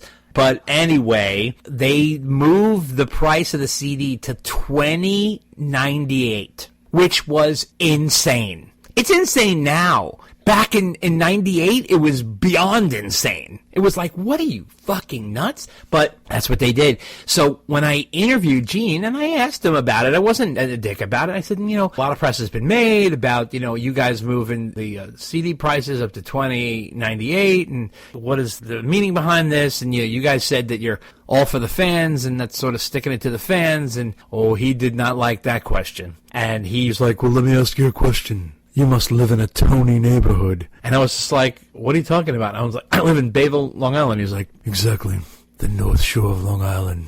The Gold Coast. the epitome of wealth. And I'm not exactly wealthy, Gene. What are you talking about? I'm literally speaking from a fan perspective here. And we got in an argument. But Gene loves to get in an argument. Giving Gene an argument is like giving a dog a piece of steak. He just starts gnawing on it and salivating. He loves it. So, yeah, Gene is quite a character. Well, I do have to admit, I am fond of your Gene Simmons impersonations. And if it makes you feel any better, you're not the only one who feels that way about Eddie Trunk. You know, I mean, it's sad, but anyway. Oh, in regards to Running with the Devil, so when I went to the Monsters of Rock tour in 1988, I was saying to myself, you know, this is interesting because this is not your typical Van Halen show, right? This is like a festival, and you have rock fans from all different walks of life, and not everybody's going to be a Van Halen fan because there's Metallica on the bill, there's Scorpions on the bill, Dokken on the bill, all those people. So I was just like, what are they going to do for a set list? Because when I saw the Monsters of Rock ticket, I was obviously excited. I'm a Van Halen fan, but I was like, you know, not for nothing, but Van Halen with Sammy is way light to be on a bill with Metallica, Dokken, and Scorpions. I was like, they're going to get skewered. Especially because they're touring behind the OU812 album. Exactly, and the big single is When It's Love and Finish What You Start. You got to be kidding me, dude. I mean, I love those songs, but they're just not like, I wouldn't call them monsters of rock. You know what I mean? It doesn't really... Exactly. Yeah, I mean, that was their lightest album. So I was like, this is going to be weird. So then I said to myself, I saw them on the 5150 tour. They did so few Van Halen songs, old ones, you know. They only did Panama and Ain't Talking About Love. I Don't Count You Really Got Me. It's a cover, but whatever. So what are they going to do? I mean, they got to pull out some old Van Halen, right? I mean, like, this is like a Monsters of Rock situation. So... to throw a bone to the fans, they did Running with the Devil. And it was pretty good. I enjoyed it, although Sam has ripped the shit out of that song, saying, oh, I don't like the lyrics, I don't connect with it, whatever.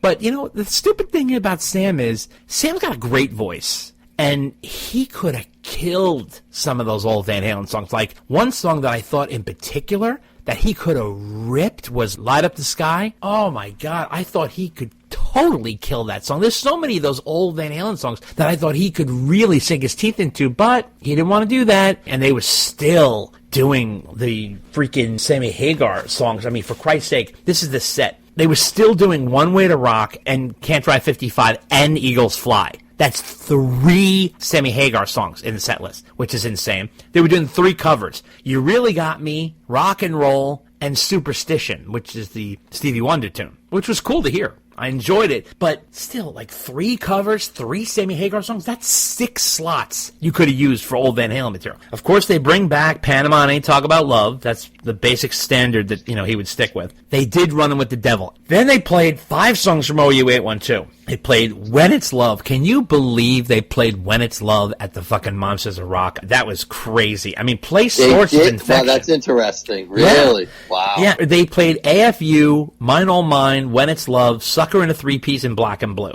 My whole thing is like, play Source of Infection or do Cabo Wabo. And then the 5150 songs, they did Best of Both Worlds, Why Can't This Be Love, Summer Nights, but like, no Get Up, no 5150. They didn't even play Dreams. So that set list has always been sort of a mystery to me. I didn't understand. I mean, 3 Sammy Hagar songs, 3 covers? That was crazy. And, you know, then, of course, everybody's got a solo and, you know. But that was a really interesting time. But that's where that whole Running with the Devil thing came from. I think someone said, you got to throw one of the old ones in there just to throw a bone to the crowd. So, what do you think of that, Dave? Yeah, I had forgotten about that, but when Johnny Booth mentioned that, I remember that was on a vinyl bootleg, like way back in the day. Yeah. Because I didn't go see the Monsters of Rock tour. So when I saw that, I was like, oh, man, they really did this? So thanks for the reminder, Johnny. Yeah, it's always cool when you can go back and you realize, I missed this the whole time?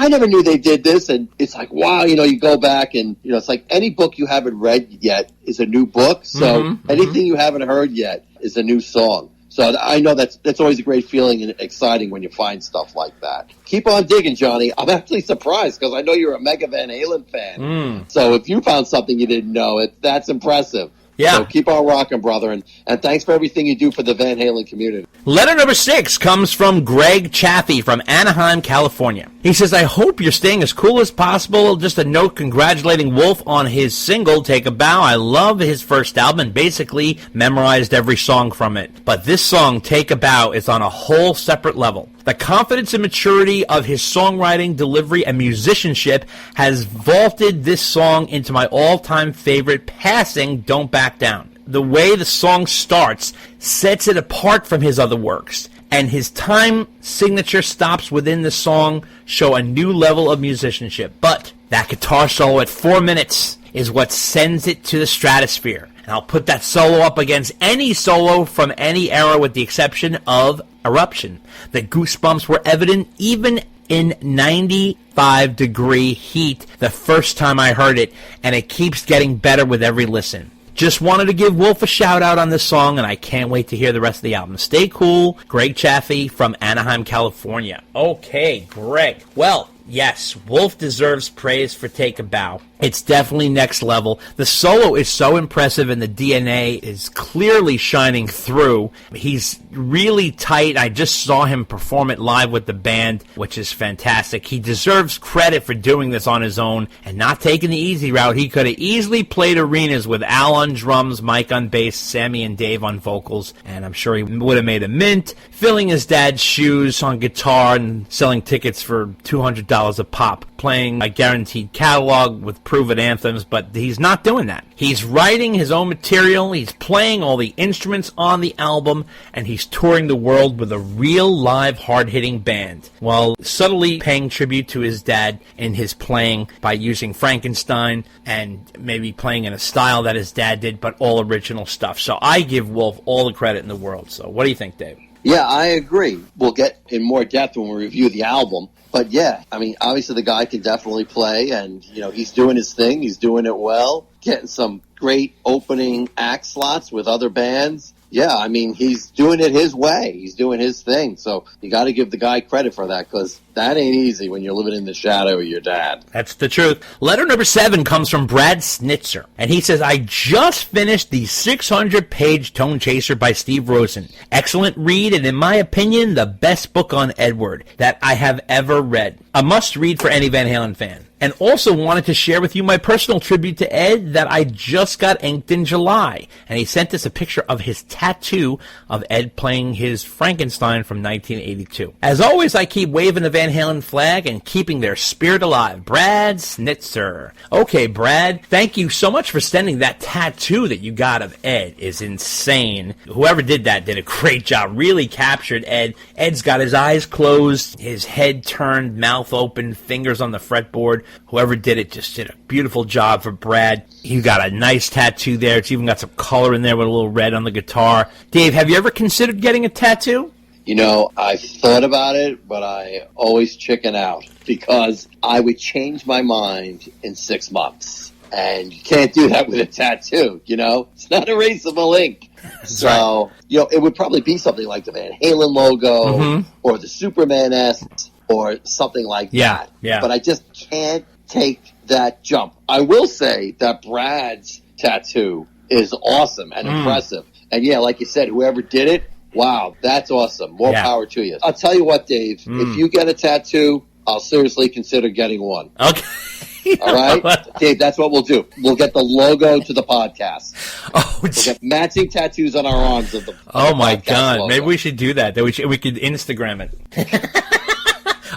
Of you and I writhing in pain. Right. Or you sitting in the chair going, how much longer is this going to take? I got to pee. Oh, my God. That would not be far from the truth at all.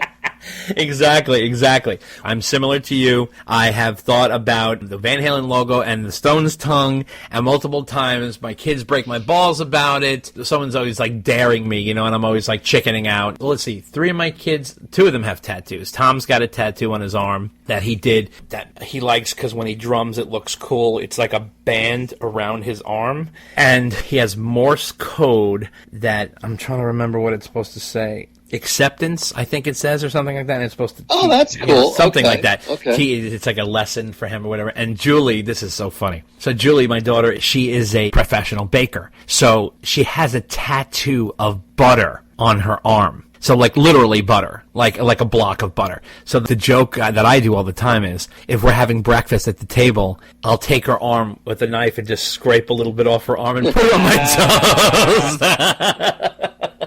And it's so funny because she always gets her by surprise because she'll be like sleepy and be sitting at the breakfast table. And I was like, Julie, can you just pass me this? And I'll grab her arm and just like scrape a little bit. And she's like, how many times are you going to do that stupid dad joke? And I was like, yeah, it's funny.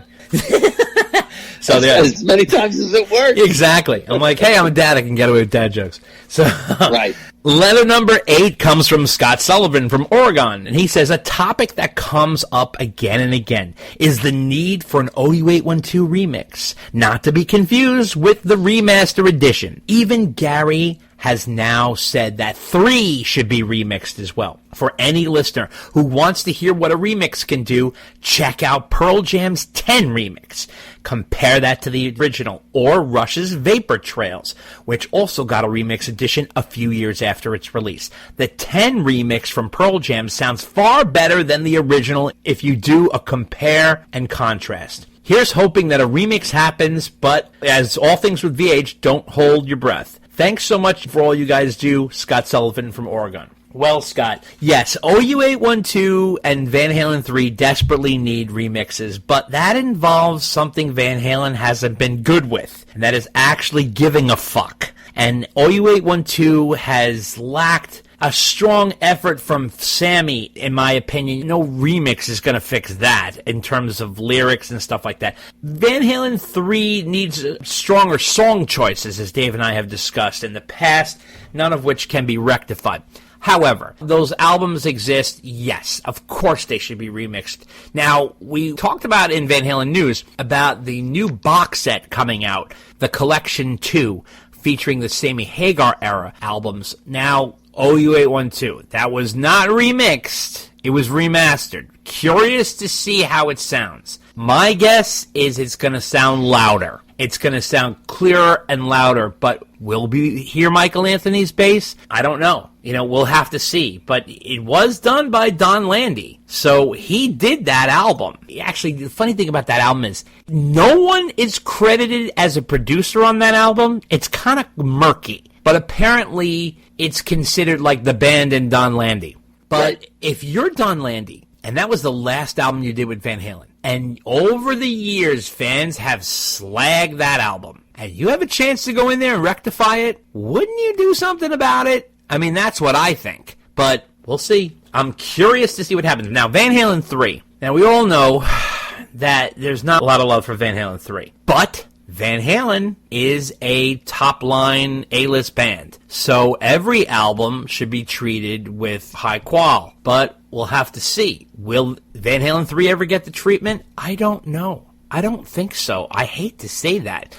Now, one thing I've also heard, Dave, is there are some rare vinyl out there of Van Halen 3. I've seen a few copies of it. Apparently they go for like $300 on the internet. I don't know where those come from or if somebody printed those up or if they're even legit, but I don't know. Do you think they'll ever do this? What do you think? Oh, that's on the bottom of the list, man. I agree. It's an easy one for them to do. Hey, let's put Van Halen 3 out on vinyl because it had such a limited run the first time. Yeah. I mean, it's such a lazy way for them to do it. I could easily see them doing that. But regarding the whole remaster versus remix conversation, I know we touched on this in the news segment. Yeah. But yeah, there's only so much you can do with a remaster. I mean, there's a lot you can do if it's an older album and it's never been cleaned up, and you'll definitely hear a difference. But, yeah, I agree, Scott. I mean, OU812 definitely needs a remix, but that's not happening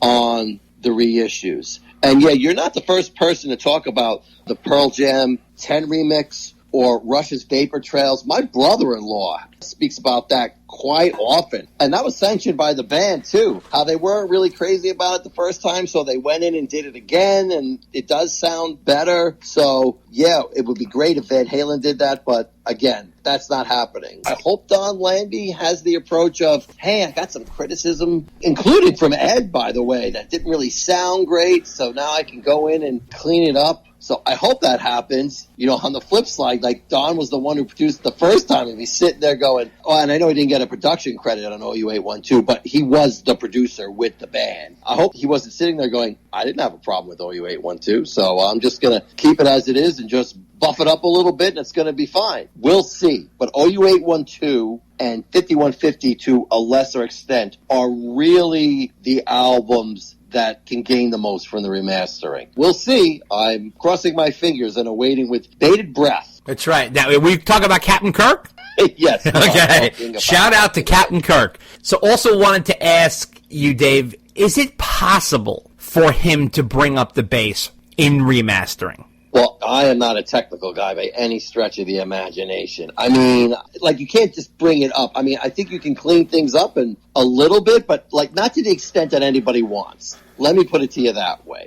Like, someone said, like, when you remix, then you could start changing levels of instrumentation. Oh, you're taking everything apart then. Oh, yeah. Right. Like, and if you really want to go crazy with a remix, right, you could do it like with the most recent Beatles remixes. Oh, yeah. I mean, they're using technology because instruments were recorded on the same track. Like, they have the ability now to separate those instruments, even though they were on the same track, and then bring them up or bring them down, clean them up, and then put them all back together and make a brand new shiny remix. I mean, it's great stuff they can do now. So with a remix, you're changing instrumentation levels. With a remaster, it's not on the instrument level, it's on the whole album level. And cleaning up things that way. Like you said, making it louder or getting rid of some background noise, making it clearer, but not necessarily messing with the mix. So if anybody else can give a better technical example than I'm explaining, please let us know. But the short story is, do not expect any miracles with the OU812 mix. And I know everyone's going to be like, oh, well, here comes Negative Dave again. But I'm just setting realistic expectations. Yeah, totally. For how this thing is going to sound. Yeah. Because it wasn't remixed. So just keep that in mind. Regardless, either way,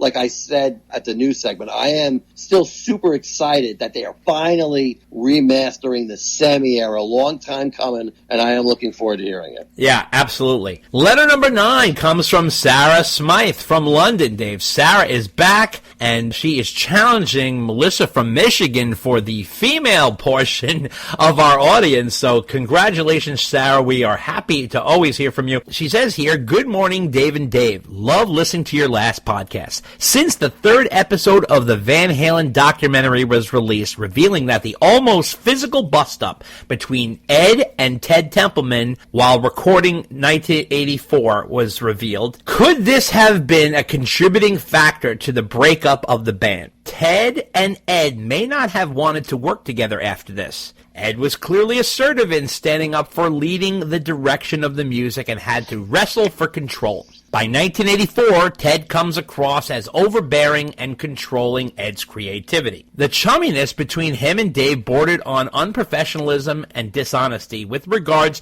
to concealing facts about using Michael McDonald to write lyrics to I'll Wait, leading to a lawsuit. Ted may have steered Dave to do some of his dirty work regarding the fighting in his corner with pushing cover tunes and objecting to Jump, etc. against Ed. I can't help thinking Ted influenced Dave and planted the idea of a solo career for his own benefit because he got to the point where he could no longer work with Ed and didn't want to be out of a job. Also, it seems that Ted wasn't that good of a producer because Dave says the songs recorded at 5150 on 1984 had better quality sounds and also fired Ted during the Skyscraper album. Sorry this was so long. Thanks for reading it. Sarah Smythe from London. Well, Sarah, it's always great to hear from you. You always have great letters. Very well done. I think Ted is a very talented producer. His track record proves that. I can't take anything away from Ted. However, I think the camps were being built, Dave and Ted versus Ed and Don. Ted was breaking up with his partner, Don Landy, while Dave was breaking up with his partner, Ed. Things were getting uncomfortable. I think David Lee Roth's solo career was Ted's way of holding on to Dave and holding down the fort. Ted wanted to keep both Dave and Van Halen under the Warner Brothers banner and eventually getting them back together. Remember, he wasn't just a producer, he was also a record company executive who had corporate management to answer to, and he was fired from Skyscraper because, let's be honest, he would have never let Dave do that music with Steve Vai, Billy Sheehan, and Greg Bissonette in the band. I believe this direction Dave was headed in was way off the mark in Ted's mind, which ultimately ended up breaking up the band. So I think that's a situation there. Listen, the struggle with Ed fighting for creative control, that is all real. Ed created 5150 to really create a new playing field for the band, and that he was going to take control, and that he got Don Landy in his corner. And let's be honest, a lot of people have said, I wasn't there, I was a teenager at the time, but a lot of people said that it was Ed and Don who really produced that album. Ted came in and oversaw a lot of stuff, but he wasn't as hands-on as he was earlier on. But you cannot take away from what Ted did for Van Halen for those albums. Those albums sound amazing, and I will give all the credit to Don Landy, too. So you can't take away those Doobie Brothers albums are tremendous. You can't take away what he did with the Montrose album, the first Montrose album with Sammy. Fantastic record, still sounds great today. He's a skilled producer. There's definitely a murky situation going on there. And let's remember, he's not just a producer. He's a record company executive. Record company executives have to answer to the corporate machine. And let me tell you something. It would not look good for Ted if Van Halen falls apart and Dave goes off and goes solo to some other record company. So what does he do? I personally think, we've gone through this before, and I'm sure Dave doesn't want to hear it, but I think he did what he could to keep both ships under Warner Brothers and both sailing. And to his credit, they both did well. So you can't really fault the guy. The band could have fell apart, and that could have been the end of Van Halen and the end of all of it. But Van Halen did continue in a different direction, a different band, but still continued. And Dave continued in his solo career, and he went in his own adventures. But regarding Skyscraper, and I would love your opinion on this, Dave, I really don't think that Ted would ever have let Dave do what he did. What do you think? I do agree with you about Skyscraper. And Dave probably knew that, which is why he unceremoniously dumped him, especially when he told Ted he was going to do the next album. Yep. Or that was the assumption. Well, he blocked him from working with Aerosmith. Right, I was just going to say that. Absolutely. I don't want to say this is almost like conspiracy level stuff where Ted was trying to get Dave to kind of do the solo album. I think Dave wanted to do the solo album. I don't think Ted, not the solo album, but the solo EP. I don't think Ted was pushing him at all. I think Ted always thought he was going to be able to work with Ed. Even though Ed had built his own studio, Ted would have just been like, okay, well, he wants to record there now. I mean, that's fine. I mean, the walls were starting to build up, but you could still hear Ted's stamp on that album. Because when Ted stopped producing Van Halen, I mean, there is a noticeable difference because he wasn't around for 5150 and Don Landy was still around for that. And same thing with OU812. So even though Don is the engineer on those albums and Don was the producer on OU812, as we spoke about before, there's definitely a different sound going on there. And by the way, when they brought Ted Templeman back for Unlawful Carnal Knowledge, there's definitely a step up in the sound. And that's probably like the most classic Van Halen sounding album they had with Sam. Now, I know Andy Johns was the primary producer on that album. I mean, Ted spent a lot of time on the vocals, but Ted comes back and things are starting to sound better again. So whatever Ted does, like the Ted stamp is there. Whatever he does, even if he's not turning the knobs himself, like he makes the band sound good. He's just really good at that, so never take that away from him. I mean, we could play the what-if game all day long, and you know I won't do I won't do that. Right. Ted knew what he was doing. Like he always said, like he did everything he could to keep that band together. I do think you're right, Dave. I think he realized when there was no way the band was going to be together, he's like, well, I'm going to make lemonade out of lemons. I'm going to keep both these guys on the same label. So, you know, we're getting everything here. But he definitely did not do, I don't think he did anything. He was like, well, these guys are splitting up. I'm going to split them up and get twice of everything because that's a rarity. There's very few bands that split up that are suddenly going to do as well as Van Halen did. But to Ted's credit, he did everything he could and he made the best of what he got. So Ted's a great producer, and if you haven't read his autobiography that he wrote in conjunction with Greg Renoff, you should definitely read that. That's a great read. Not just for the Van Halen stuff, but for Ted's whole career. The whole thing Highly is recommend that book. great. The whole thing is well done, and I do not believe that Ted wanted to break up Van Halen. I think Van Halen was breaking up, and Ted had the foresight to say, all right, well, obviously we got a problem here, and he was patching holes in the boat. And let's be honest, kept the boats afloat. He patched both boats and kept them afloat and in port under Warner Brothers. You know, listen, he's got a job to do, and he did it. So you can't really fault him for that. So I understand. Where he's coming from. So letter number 10 comes from Jack Mab, and he says, "Hey, Jack Daniels Mab here. I love your podcast and everything you guys discuss. Thank you for putting the love into this band. Do you think we'll ever get to hear the full California Sessions album or any more original Dave tunes? By the way, the mailbag jingle gets stuck in my head daily, and thanks so much for that. Jack Mab." Well, Jack, Dave will probably leak out some more California Sessions songs. Now, I don't know when he's going to do that, because Dave is the most unpredictable human on the face of the earth, but he's very cagey and mysterious. Plus, Dave had said that he doesn't believe in, like, releasing a whole album anymore. He wants to do, like, little dribs and drabs, because he knows he gets, like, a little bang on the internet every time he releases something. So, I think the California Sessions is part of his arsenal, along with covers, along with the Van Halen live tracks that he recorded in the studio with his band. So he's doing a little bit here, a little bit there. Now, let's be honest, he's put a pause on that California Sessions. I think we got like 5 or something like that out there. Or something like 5 something of them. like that, yeah. So now, I don't know what he's going to do. He releases a cover. He releases a Van Halen song that he redid. He does a California Sessions. Now, right now, he's releasing these nutball videos. He seems to be kind of like slowly dropping things in dribs and drabs. There's no continuity to any of this. So I think Dave's going to stretch it out for as long as he can while he's in retirement in order to stay in the public eye. Dropping a whole California Sessions album all at once is, I think, in his mind, giving it all away. Now, we love the mailbag song. We appreciate it. Glad you like it, too. So what do you think, Dave? Yeah, I agree with everything you said regarding Dave and the California Sessions. I don't think there'll ever be a full album by that while he's alive. You're right. He just picks things to release whenever he wants to release them. You know, he's got like 3 buckets now, like you said, covers, the live Van Halen covers and the California Sessions. Now he's doing his random short videos. So who the heck knows when the other stuff is going to come out? It's a shame, really, because I think as an album, it would work really well. But that's not where he is right now. Like you say, he's not in an album frame of mind, and I think he knows it's not going to sell that well, so he'll just leak whatever and see what happens. Regarding the mailbag jingle, I mean, one of our listeners did that. But, you know, it's a Van Halen song, so of course it's stuck in your head. Sorry, not sorry.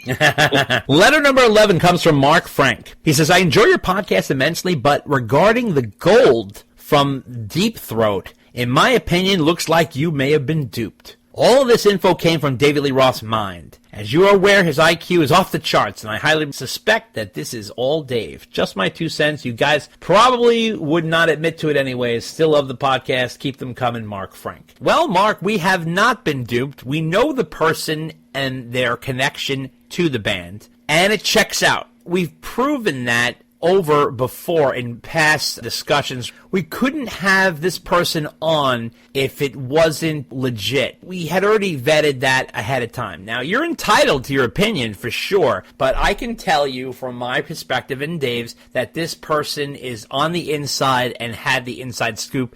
That's why we had this person on, and we wanted to share the information with you. We know who the person is, but in order to protect them and give that person anonymity, we did that in order to have the information. So if we told you who the person is, you wouldn't even know who it was anyway. So it really doesn't matter. It's not like it's a well-known person that we talk about, like Noel Monk or Pete Angelus or someone like that's in the, you know, the Van Halen camp that's a known person. If I said this person's name and where they're from and everything, you would have no idea who they were anyway. So it doesn't really matter. But I can assure you that is all true. What do you say, Dave? First of all, this is not coming from David Lee Roth, because if it was, you would not have the clarity that we provided. Yeah. There's no Bozy Bop going on around here. No, we weren't duped by anybody. If we were, it's the greatest scam in Van Halen history. It was very interesting, very enlightening. You know, we thought we were doing an interview, and then it didn't. We did do an interview, but then we couldn't put the interview on the air.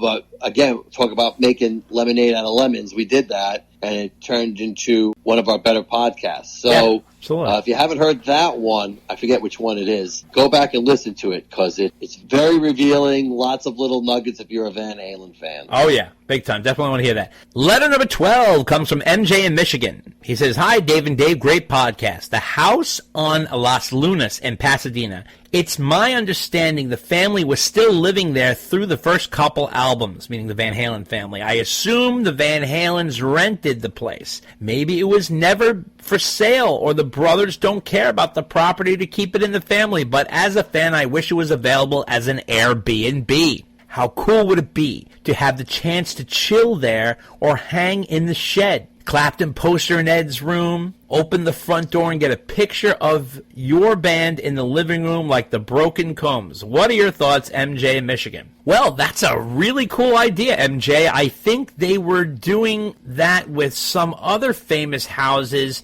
I think the Sopranos house was being used that way. I don't know if the Brady house was. Something was going on with the Brady house. But I think it's a great idea to do that. But what an even better idea, I think, should be, I think that house should be turned into a Van Halen museum in Pasadena. Yes, I agree. Okay. Yes. Pasadena. And Pasadena for Van Halen, who we've had on here, has full support, obviously promoting the Pasadena roots for Van Halen. Pasadena is ground zero for Van Halen.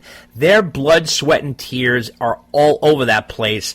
But, you know, Van Halen is not interested in curating their legacy. And I wonder if it'll even happen or if anyone even knows or cares. But that would be an incredible idea. Now, say you bought the house. Say somehow it went for sale and you were able to buy it. Say you even had the capital to put together a Van Halen museum there. Now, you buy the house, you got the money. Remember what our friend Alan got into, okay, with Al and all that. Would you even be allowed to put a Van Halen museum there? Or would Al shut it down? Or would he not be into it? This whole situation is very sticky. No one has explained this more clear than Wolf. It's his family. He's the son of Eddie Van Halen, the only child of Eddie Van Halen. And he's like, I ain't touching that with a 10-foot pole. Okay? So what the hell does that tell you?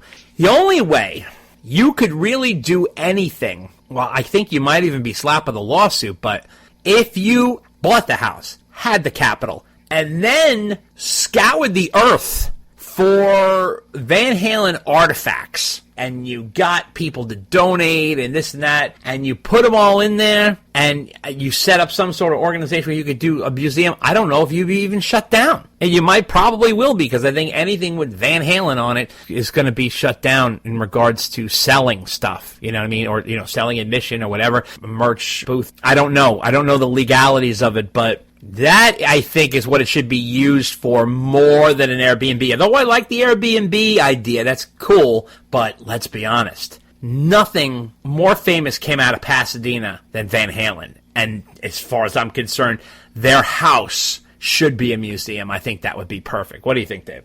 I think you could have a museum about the band without it being shut down. I mean, I think somebody has one already. You know, it's not like the Museum of Modern History or something like that. No. But, you know, I think you could do that. But, yeah, it obviously most likely wouldn't be officially sanctioned by the band or anyone in the band. You also wouldn't have any, like, original amps or guitars. But you know what? Yeah. I feel like if somebody actually had the time and wherewithal, and somebody has something like that, you could get other people who have stuff and say, can you loan it to the museum and have like rotating exhibits and stuff like that? I mean, you can make it happen. And by the way, if you promise there'll be a Van Hagar room, Sammy will be at the door.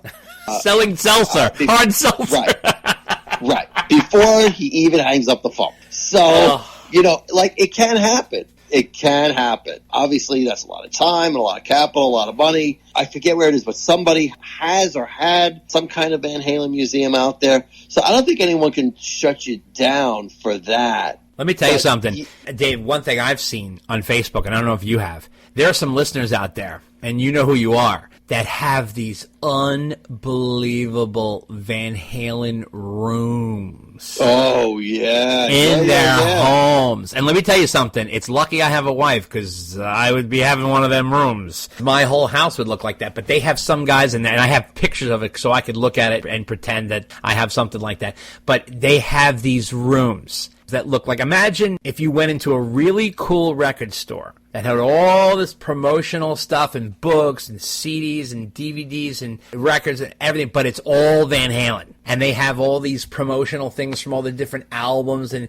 T-shirts and everything you could possibly imagine in one big fucking room. Let's put it this way. I have photos of it, and I zoom in and I look at the room. It's like, oh my God, holy shit, look at what he did with this bookcase. Look at this thing. Oh my God, he did the Eddie Van Halen stripes on the fucking wall. There is some crazy fucking shit out there, and I love it. And it's like, oh my God, I gotta put it down. I'm like, I can't look at this. I can't look at this, because I get like all excited. But it's really, really cool to look at. And you could do a museum like kind of that level too. Then there's other levels where you have like the actual musicians, like, hey, this is the amp I used for the 1980 Invasion tour, or this is that, and you can have stuff like that. Now, the chances of that happening, I don't know. Obviously, the only thing right now is you got one of the Frankensteins into the Smithsonian, right? So that's like sort of, the closest thing to that, but there should be a Van Halen museum in Pasadena. Pasadena for Van Halen can get that done. Now, they got that Van Halen stage done, but look what they went through to get that done and named. You can't even get Mammoth to play on that stage, and it is the Van Halen stage in Pasadena. As far as I'm concerned, Mammoth should be doing a free show there every summer. I mean, I think it would be a cool press thing, but obviously Wolf doesn't want to attach himself to the Van Halen legacy, and I get that. I get it. It's a sticky situation, so I understand why he doesn't do it. And it's way stickier than we even know, because he has hinted at, not touching that. Anyway, on to letter 13, and that comes from Dad Joke Han. Oh boy, I think he's renaming himself here, Dave. He says, regarding my last letter, I was making reference to Dave and Dave's Welcome to Boomtown song and the album from 1986, joking how you guys were them and very slow at making albums. Guess you've never heard of them. And he sent us a clip, and here's a clip of Welcome to Boomtown by David and David.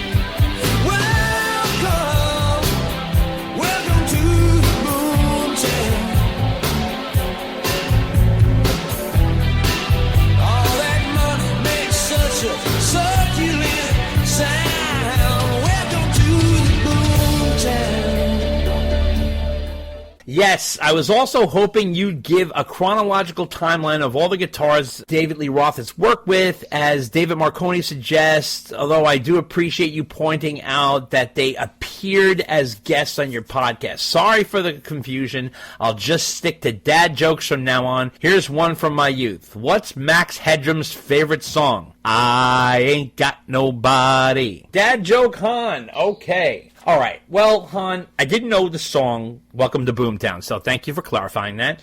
I don't understand why we're being slagged at for being slow. Is it because we come out once a month? Is that what he means? Maybe, but it's always been once a month. Well, I think one summer, maybe like our first summer, we did twice a month or something like that. I threw in a couple of bonus episodes. Right, and then we said we're never doing that again. Yeah, exactly, exactly. Exactly. I mean, honest to God, you have to realize, like, these episodes take a really long time, and I have a full-time schedule, and so does Dave, and it's like, we're both balancing a lot. So, I mean, to do it more than once a month. I think we're consistent. I mean, it comes out the end of the month, every month. Been doing that. We're on our 8th year. Is that right? We're in our 8th year. We're in our 8th year. I mean, and you know, it's not for lack of content. These puppies are, 3 to 4 plus hours long. I know. I mean, if you want more than that, I don't know what to tell you. I know. And I really don't.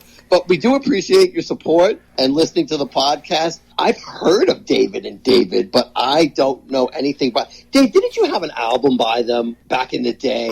I could have sworn you had. Are you thinking of the Boomtown Rats? No. I know the difference. Yeah, I know the difference. I don't remember them at all. Welcome to I could have sworn... Really? I mean, this is going back in college. I could have sworn you had a cassette by them. Oh, man. Could that possibly have been? I don't know. Well, with our memories, yes. Well, let me tell you something. I think it's a miracle that we get through the podcast without having to take a pee break. How do you like that? That's true. I do get the Max Headroom joke, so thank you for that. Okay. Letter number 14 comes from Tampa Tony. And Tampa Tony...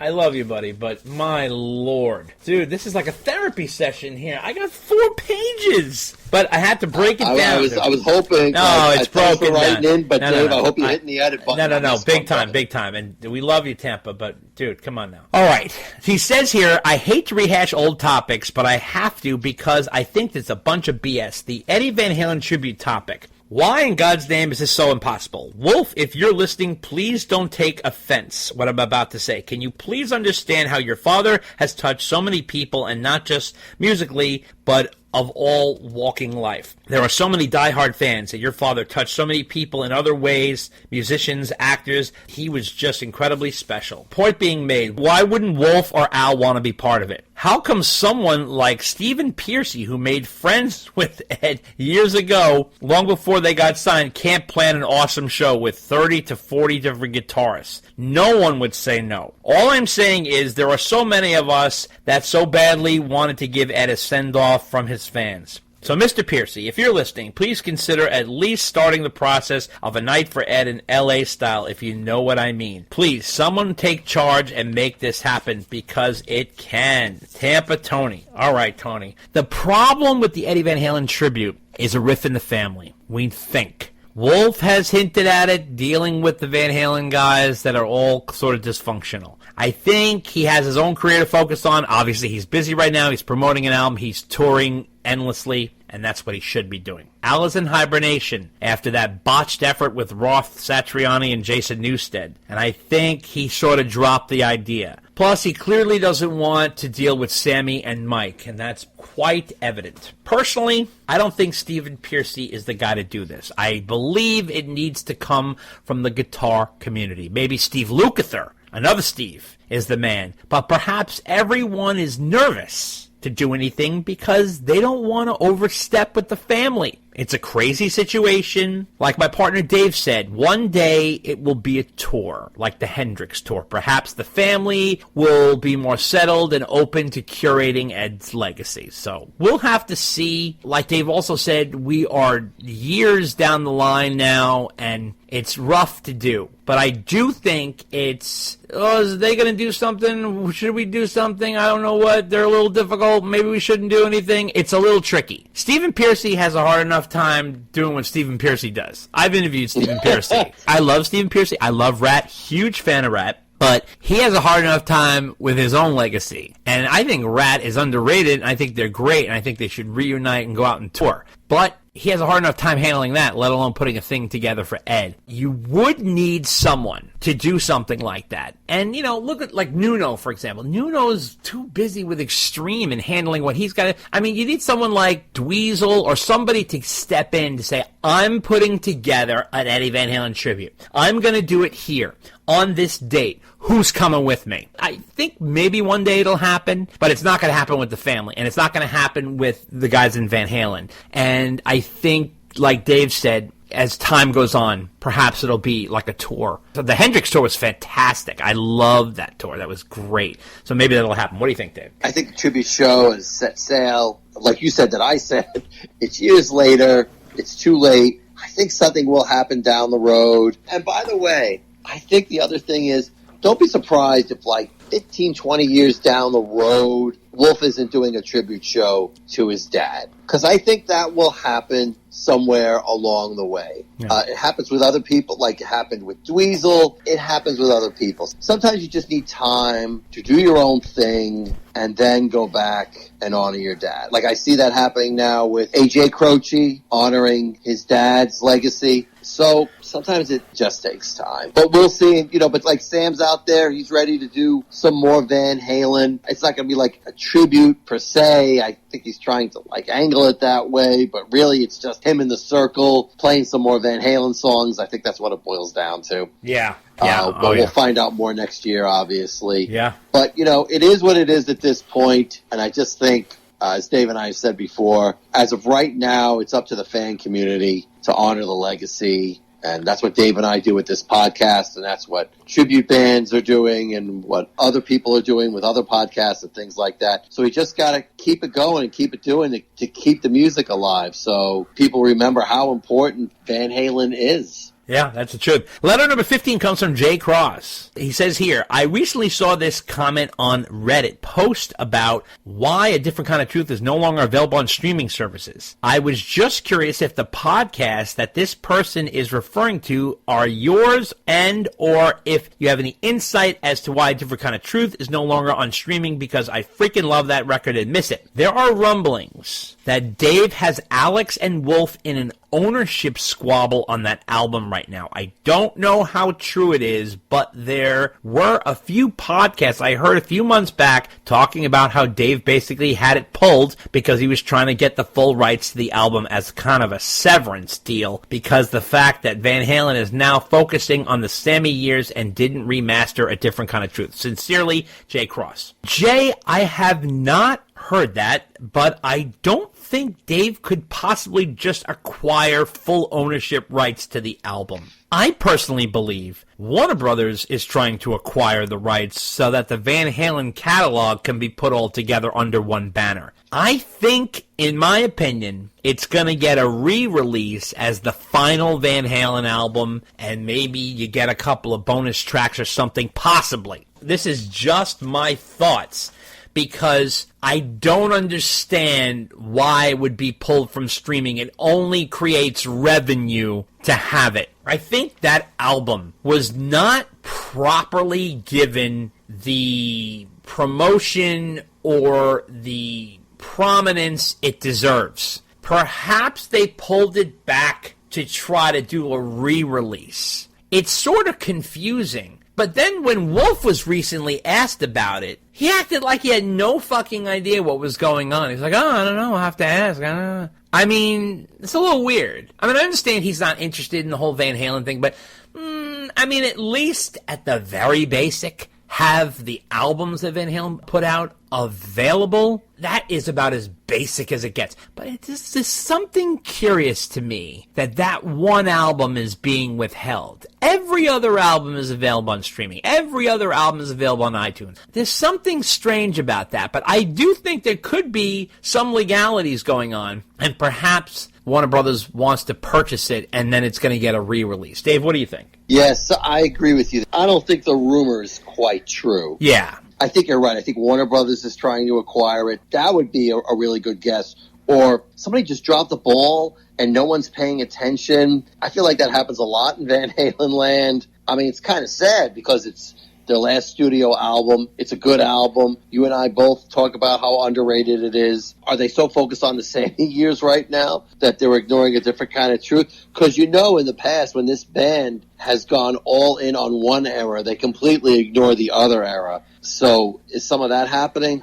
Maybe. Who knows? But come on, to let one of your albums fall off all the streaming services, that's just criminal. But Dave has done that himself with the DLR Band album, which is another great album that should be streaming and isn't. So who the heck knows what's going on? Having A Different Kind of Truth remastered, we're getting to the point now with albums. Like, remastering them isn't going to do much. Yeah. Because they're really not going to sound much better. Right. Because when they come out the first time, they sound really good. Now, I know a lot of people have issues with the way that album was produced And that goes back to the remix versus remaster conversation we had before. You want to go back in and remix that album because, you know, you think it sounds too compressed or it sounds too brick-walled or whatever. That's a remix conversation. But remastering, I don't know how much sweat you're going to squeeze from a rock, quite frankly, because you're obviously going to get nothing, which goes back to the conversation we had earlier about remastering some of the Van Halen albums that came out in the 90s, and like, how much better are they really going to sound? So we'll see. The bottom line is, yes, I want to see a different kind of truth back out there again, streaming, and the DLR band while we're talking about it. Well, here's the thing about the DLR band, okay? This is the difference. The DLR band is personally owned by Dave. There's no record company involved. The fact that he slept on not having that on streaming, understandable, because he's Dave, okay? He does need to get on that. However, the Van Halen situation is a totally different one. Dave's is an independent album. That could easily be put on streaming in a heartbeat. He could do that in an afternoon. But this is gotta be something. There's something going on there. Now, if you're Warner Brothers, come on. You want to acquire that album and put it under their banner and keep the whole Van Halen collection under Warner Brothers.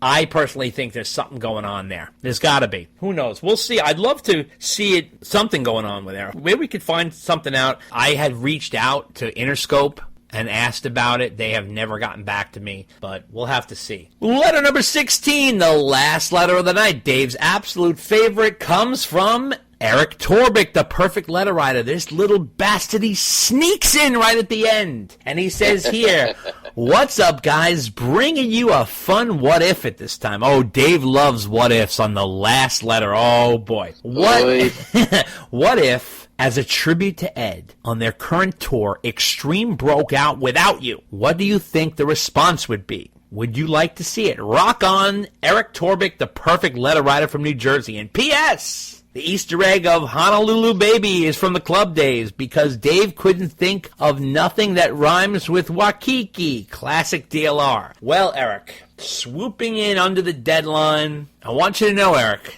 I closed out the mailbag, and then you wrote in, and I sluck it in there for you, and Dave goes, hey, listen, no more letters. So I said, all right. So, all right, take it. You literally, it's like the garage door was closing, and you were like a little mouse that just ran right underneath and got in the garage before the garage door closed. So I personally think this was going to happen. Now, let me tell you why. I heard that they were tossing around the idea of doing that. Talk about Extreme playing without you. Through a source. I won't reveal the source. But I spoke to someone who was close to the band who heard that they were possibly going to do something, but perhaps it was nixed. I wouldn't be surprised if they did it in the future, though, because Gary loves Van Halen 3, and Nuno and Pat Badger love Eddie Van Halen. So I think it will happen at some point. And Honolulu Baby, yes, it was nice guess. That's perfectly true. Dave, what do you think about this?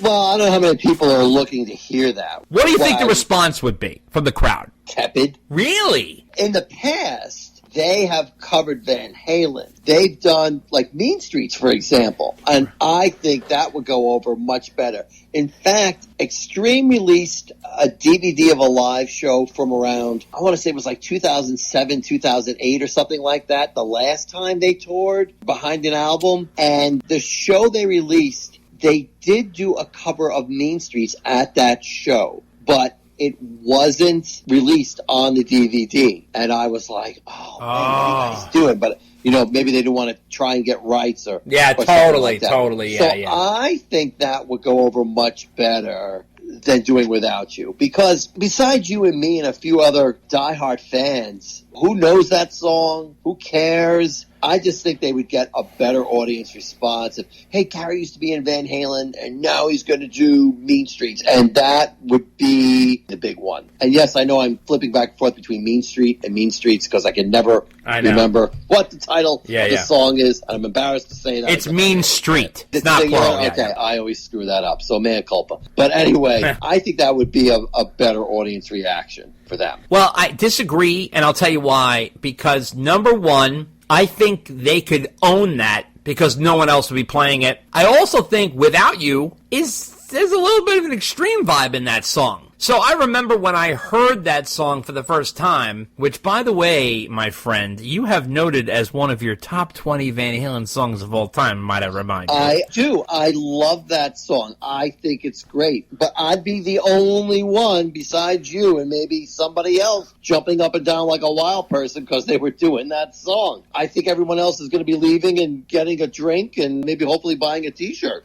I think it could create some buzz online because it's sort of interesting and different. No one else is playing that. It's not like they're playing Josephina. Without You is a rockin' popular track. I mean, when that song came out, it did pretty well. It was like went to the top of the mainstream rock charts. When it first came out, they were getting some buzz off of it, and then everything just fell apart. But I think it would be cool. I would love to hear Nuno on that. I also think it would make more sense than playing an old Van Halen song that they had absolutely nothing to do with. You know, obviously Gary has lineage there. He wrote the fucking lyrics and half the song. So, and I don't think Nuno would be ashamed to play Ed's songs. In fact, as I noted in the news, when I saw Nuno perform with Extreme, he did the intro to Women in Love, to one of his songs. So I thought that was kind of cool. I posted that on Instagram, posted it on Facebook. They play Van Halen tracks, him and Pat, on Soundcheck all the time, like constantly. So he knows all those songs, and yeah, he could play an old Van Halen, and I'm sure he would probably prefer that, but I just think it would be cool because no one else is doing that. No one else is going to play Without You. You're not going to see Sammy Hagar play Without You with Michael Anthony. You're not going to see David Lee Roth perform that. No one else is going to perform. And Gary has the right to play that. I'm going to go as far as this. I would even put Fire in the Hole or One I Want in the fucking set list. How do you like that? How do you like that? How do you like that? You're smoking the Soma, my friend. I don't know what's going on there. Well, that wraps up the mailbag segment. And we are on to our breakdown of the new Mammoth II album. Dave and I do a deep dive into the Mammoth II album where we go over all 10 tracks and analyze Wolf Van Halen's latest effort, which is a really strong one. And that's coming up next. Take a listen. My name is Billy Joe Armstrong, and my first concert was Van Halen in 1984. And I was 12 years old, and just how huge that was for me. And I remember just going to see that show and being so excited. And my cousin took me and my brother. So me and my brother just went and got lost inside this arena. It was at the Cow Palace. This sounds really funny, but I was so little and I was in the crowd. And then all of a sudden when Van Halen started playing, I'm looking up and I'm going, holy shit, that's my fucking hero right now. And like these tears started coming out of my eyes. And then I remember I was surrounded by like women. So I had like boobs that were hitting my head because I was so little, and my feet came off of the ground, and I started having like a panic attack. And I remember crawling my way out of there and then going off to the side of these little rafters that I can sit and watch the whole concert from there, and just being like, God, I just had this feeling of like, I can't believe that I just saw my heroes and this perfect thing that happened to me. Pick up the new coffee table size book, The Decade That Rocked, by legendary rock photographer Mark Weissguy Weiss. This 376-page book has hundreds and hundreds of full-color photos that Weiss shot through the 80s for magazines like Circus, Faces, and Hit Parader, featuring bands like Van Halen, Motley Crue, Twisted Sister, Bon Jovi, Skid Row, Guns N' Roses, Ozzy Osbourne, and more. There's even behind-the-scenes stories to go with these colorful, eye-popping pictures. The Decade That Rocked, a new book by rock photographer Mark Weiss, is available for purchase now. Go to thedecadethatrocked.com, where there are exclusive bundles available with extra prints, t-shirts, and even patches. Inquire about the Van Halen bundle, especially made for Dave and Dave Unchained listeners. Order today. The Decade That Rocked. It'll rock your world. Hello, loyal listeners. Wanted to let you know about our new Patreon. If you like what we do and you have the means, drop us a donation to keep the podcast going. Go to patreon.com/DD Unchained. That's patreon.com/DDUNCHAINED. Any size contributions are greatly appreciated. We have special packages to those who donate $45 or more. You'll get the Unchained package. Trust me, it's worth it. Contribute $65 or more and you can get the Romeo Delight package, which is Unchained plus more. $95 or more scores you the Top Jimmy package, which is the kitchen sink. If you're a Van Halen hardcore and listen to this cast, this is stuff you'll appreciate. It's ear candy. Those who want one of the packages simply email ddunchainedpodcast@gmail.com.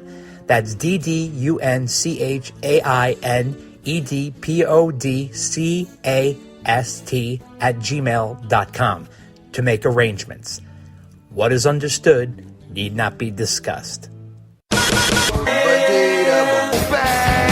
If you would like to send us a letter asking a question or making a statement or whatever you'd like to say, you can send it to ddunchainedpodcast@gmail.com. Hey, this is John 5, and you're listening to Dave and Dave Unchained. Need a laugh? Check out the Funny How Comedy Podcast, which focuses on upbeat conversations with legendary comedians. It's free on Spreaker and iTunes. Check us out on Facebook at Funny How Comedy Podcast, on Twitter at Funny How Podcast, on Instagram at Funny How Comedy Podcast, or email us at funnyhowcomedypodcast@gmail.com. Martin Popoff here. Hope you're enjoying this latest episode of Dave and Dave Unchained, the Wise Swamis on All Things VH. Just wanted to remind you that at martinpopoff.com, I've got 2 Van Halen books that I wrote. One is Van Halen, a visual biography, which is basically a big hardcover coffee table book, 400 images, 20,000 word detailed timeline. And the other one is called Unchained, a Van Halen user manual. It's the sort of 120,000 word, very academic, a lot of crazy chapters, a lot of trivia, wordy book that I did on Van Halen. So yes, go to martinpopoff.com. I sign and ship those out of my office here in Toronto. There's PayPal buttons for the US, international, and Canada. Again, Van Halen, a visual biography, and Unchained, a Van Halen user manual. Back to Dave and Dave. Hey folks, I'd like to introduce you to the Classic Rock Album by Album podcast.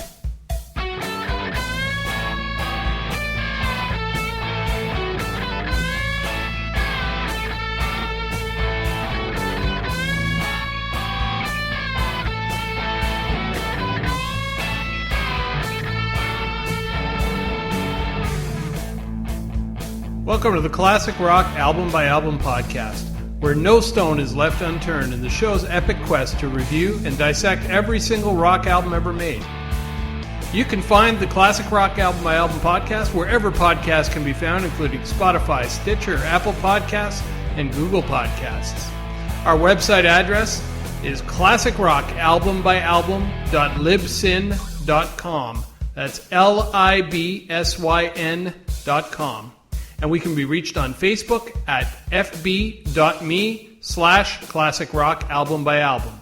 See you soon from the Classic Rock Album by Album podcast. Sometimes I freak myself out. You go, whoa, that was kind of magical. You know, those kind of things you can't always count on.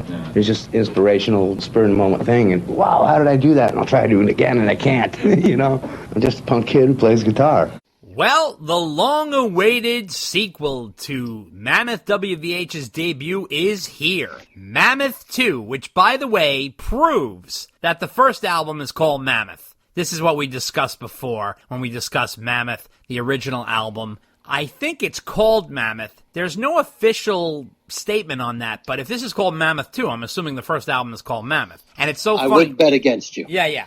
In interviews, someone said to him, "Oh, do you Mammoth WVH?" He goes, "I just say Mammoth." And I think that kind of supports what you said, is that WVH is there for legal reasons. I think he has to put the WVH in there because of that old band Mammoth. Right. Absolutely. So anyway, Mammoth 2 is here, and it is big and it is fierce. However, it's not quite as long as the original album. The original album had, what was it, like 15 songs, and then they added bonus tracks on it. The damn thing was almost like a double album by the time you added in all the bonus tracks and everything. This one is leaner and meaner. It's definitely 10 songs tight, which is great. Some songs are a little bit longer, but the production's a little grittier, which I enjoyed, and I find it's a little more aggressive. Did you find that, Dave? Yeah, it was definitely aggressive. I mean, really not too many slow songs. Arguably, maybe one, and it wasn't that slow. I agree with you about your observation. It is lean and mean, or at least compared to the first album. 10 songs, clocking in for a total of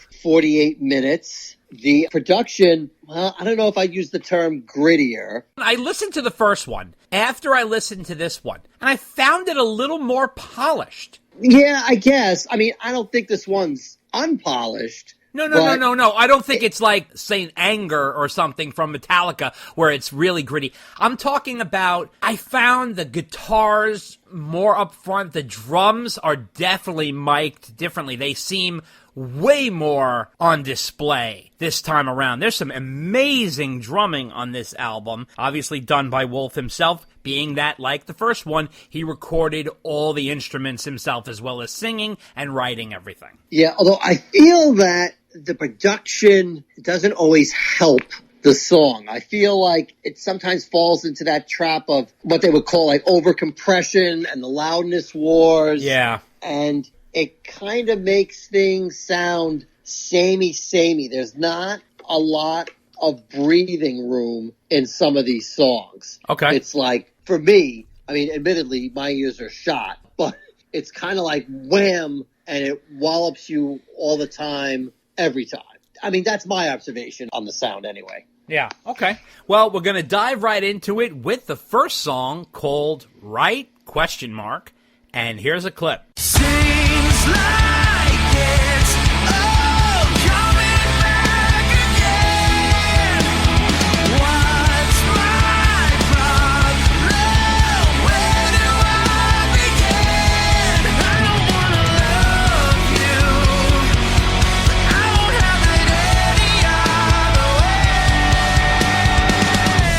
way. Now, this song starts the album with a hard-hitting groove right off the bat. There's an instant attack here. The thick drums are right up front, which really sound amazing. The sound is instantly more aggressive. You feel the confidence Wolf has developed over this time. Now, remember, he wrote and recorded the first Mammoth album a long time ago. He basically did that album between 2015 and 2018. Now, granted, it didn't come out till 2021 because of the delay of Ed's illness and stuff like that. So that's what happened there. This one, he started writing this album before the pandemic. So that shows you how long this one's in production and stuff like that. So this one, I feel like he has a little more confidence on this album now. Granted, he's got some touring under his belt and stuff like that. There's a really hot solo, which is quick, but it's really good, about 2:40. Here's a clip of that.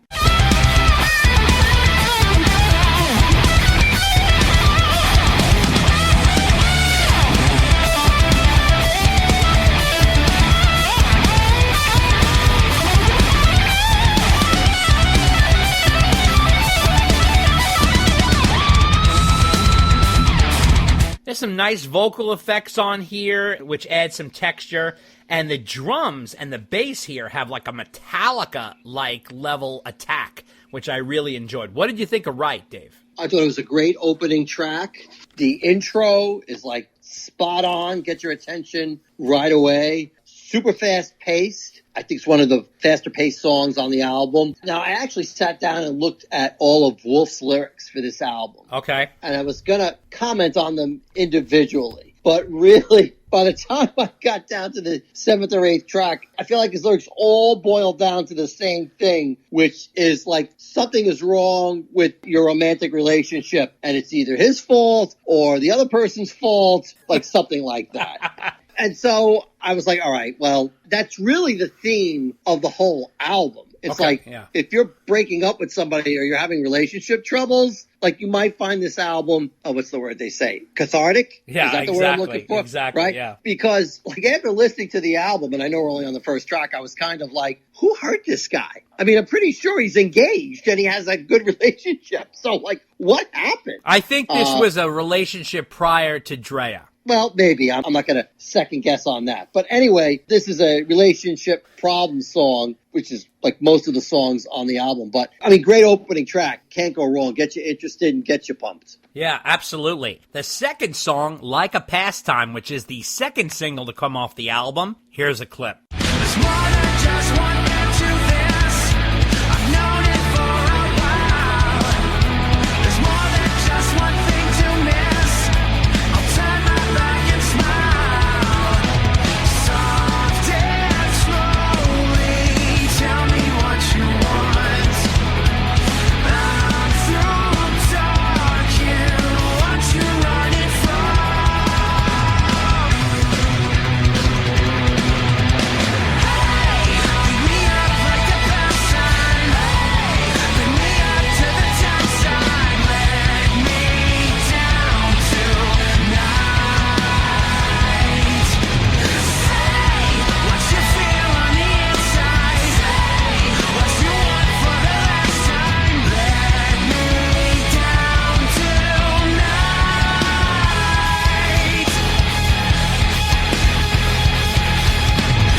Now, this song is a little bit more alternative influence, and it has some heavy riffs peppered in, though. The chorus comes sweeping in, and I'm liking this song more and more now that I hear it, especially in the context of the album. But I feel it was more of an album track than a single. This one is definitely a grower. The more you hear it, the more you like it. It works very well in concert, by the way. It's almost like two different songs put together in a way. The chorus is really well done. The vocals are really strong on this. Wolf can go really high, just unbelievably. He has mastered that high scream, and it ends really strong as the song really comes to a close. It's just really phenomenal. What did you think of Like a Pastime? I liked it. It had a nice keyboard thing going on in the beginning of the song, which sets it off from some of the other songs on the album. It's the shortest song on the album, by the way, at 3:46, yet another relationship problem song. Other than that, I mean, it wasn't really my favorite song going in there. I mean, I like it a little better now in the context of the album, like you said. It's okay. It's well done. It's well executed, but it didn't really jump out at me all that much more. This third song, Another Celebration at the End of the World, was the first taste of Mammoth 2 that we got. It was the first single. Here's a clip.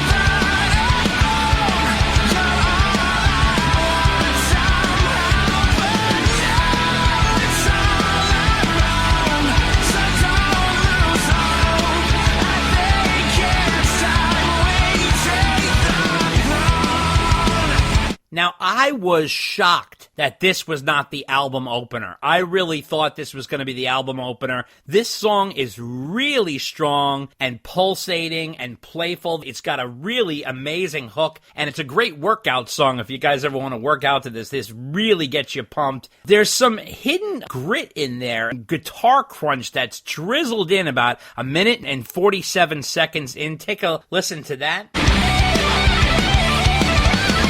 Unbelievable. It's really incredible. It just goes to show you how incredibly talented this kid is. This is an instant likable song. As soon as you hear it, you feel like Wolf is just flowing all around you. This is really amazing. He has an Eddie Van Halen moment at about 3 minutes and 27 seconds in. Here's that.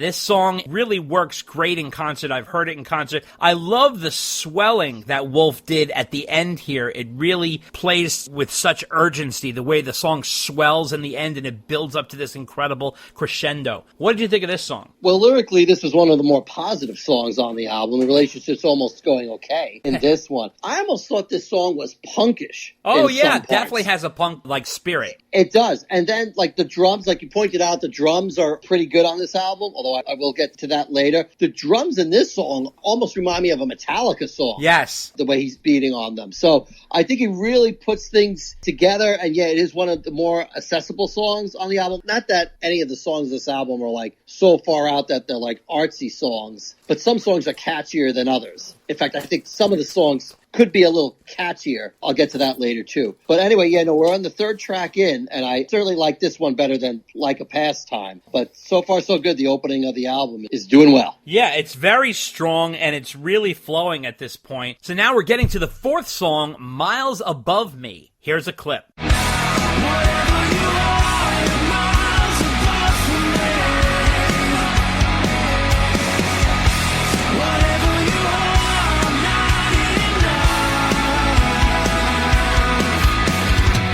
Now, you can really hear the Foo Fighters influence on this one. It totally has incredible single potential. This one has a little bit of a pop element, the way the Foo Fighters are very similar to Mammoth WVH because they have that real hard rock bass. It can really, really groove hard rock-wise, but then they also have pop elements and nice melodies, which is really cool. It's definitely a palate cleanser at this point in the album.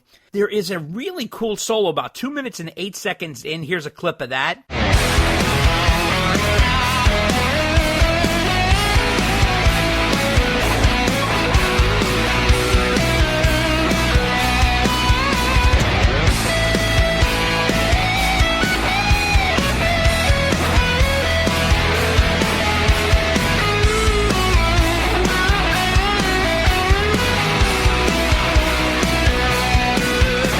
And about 3 minutes into the song kind of opens up, and it's really got some really nice melodies there. It's light, but well-constructed, which is nice, and this one really sticks with you. You will definitely be humming this in your head, I think. What did you think of Miles Above Me? I'm really surprised that you categorize it as a palate cleanser, because at this point in the album, things start getting a little samey for me. I thought this was a little lighter than the other ones. I see where you're coming from. I totally get that point. Yeah. But I still think it's like, and I didn't even think about this, but I think you're right about the Foo Fighters comparison. Yeah. Although I think like the Foo Fighters, like I kind of heard the hook, but not quite. Like I think the Foo Fighters are really good at least like kind of getting hooks in their songs, and I really didn't hear it that much in this one. Like for me, this is like the beginning of when things start blending together. This is when I start sounding like a dad. Like, oh, all your music today sounds the same, right? Right. Turning into our parents, right? Right. And to be fair, like I don't really have an appreciation much for 2010 music because it just wasn't my thing, and like it's okay, but it's not great. So that's like where I'm coming from. So like I said, at this point in the album, things start blending together for me. It's not a bad song.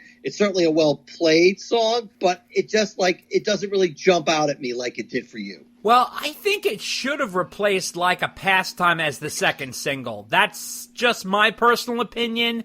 Obviously, they went with Like a Pastime, which is a great song too, but I could hear this on the radio, this one. Okay, you certainly know better than me. Okay, well, here we are. We're at the middle of the album, and we hit the centerpiece of the album, what you want to call Wolf's masterpiece, Take a Bow. It's the third single that he released, and this is really unbelievable. Here's a clip.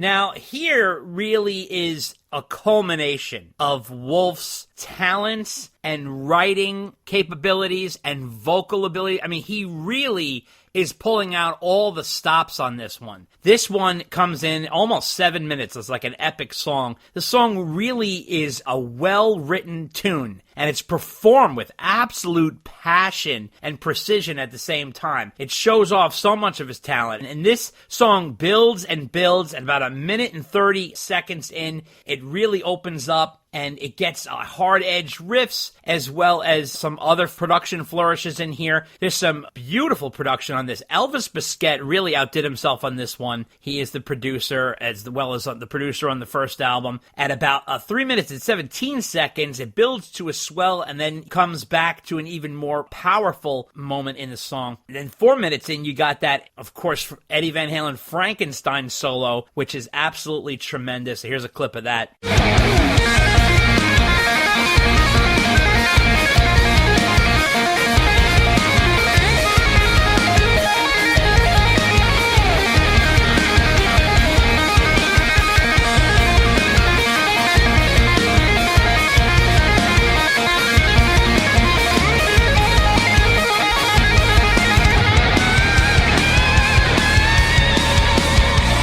And there's so much nuance to this song. I mean, this really is a masterpiece on his level. 4 minutes and 55 seconds, it heats up even more with the Eddie solo. And obviously Ed's DNA is all over the instrument here, and it's beautiful to kind of see that. And this is really the tribute to his dad, that he's not playing Panama, he's not playing Ain't Talking About Love, he's not running around touring with Van Halen. This is him paying tribute to his father, which is playing this incredible solo that he wrote with his own hands, using his dad's instrument. That is your Eddie Van Halen tribute. And it ends with Wolf holding out this big note, and it's just a killer moment. And I can't say enough about this song. If you're going to put one song on for someone to say, what has Wolf Van Halen done? It's not Distance, it's this one. What do you think of this one, Dave? Oh, I agree. I think it's a standout track on the album. I don't know if that's because he's playing his father's guitar. You can kind of hear a little bit of Van Halen in there. Like, not a lot. He doesn't exactly play like his dad, but sometimes you hear a sound or something like that. So maybe that's why I like it. But in any event, it's the longest song on the album, almost 7 minutes long. Yeah. Starts off with a lighter guitar tone in the intro than what he typically does, which is a nice way to start the song. The guitar solo definitely sets this song apart from any of the other songs on the album. What I like about it is it actually also gives the song some breathing room. Instead of just constantly pummeling everybody with instruments all the time. And there's actually some breaks in the song, too, that give the song some space, which I think is needed. Sometimes he does that, like one or two other songs. He'll, like, stop for a second completely and then restart everything over again. Yep. And it almost, like, snaps you out of it where you're like, oh, what? You know? So it's kinda like, but in this song, he kind of, like, spaces it out a little more, and I think that helps him and makes it work. So, yes, I agree with you that it is a standout track on this album and really makes it work. And, yeah, I agree with you. If you're going to play Mammoth for somebody, this is, like, one of the top 3 songs to play for sure. Absolutely. We're now in the second half of the album, and it kicks off with The Optimist. Here's a clip.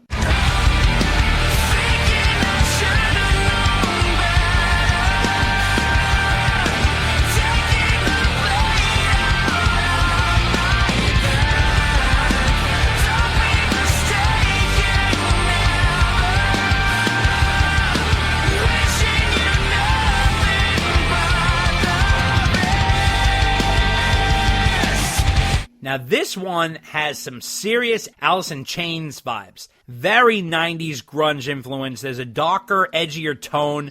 The drumming is off the charts on this song. It got some crazy drum patterns here. But the interesting thing about this one is it's a little bit murky. The music is great and it's killer, but I don't know if the vocals and the lyrics and the melody fit the music as well. Like, the vocals are great, don't get me wrong. He sounds fantastic, but I don't know if it gels with the music. The music is definitely darker. Funny thing about this song is, there's a moment in this song that's over a minute long. Goes from 2:30 to 3:41 with no vocals at all. And I thought that was a really interesting part of the song. Not that I don't like his vocals. I just thought it was just interesting that he took that turn. It was just all that instrumentation, which I really enjoyed. But I don't know if the melody and the lyrics totally match this very heavy, edgier music. What did you think of this one? Well, it's funny you talk about the lyrics because the name of the song is Optimist. Right. But there's really not much optimistic about the song. He's basically like,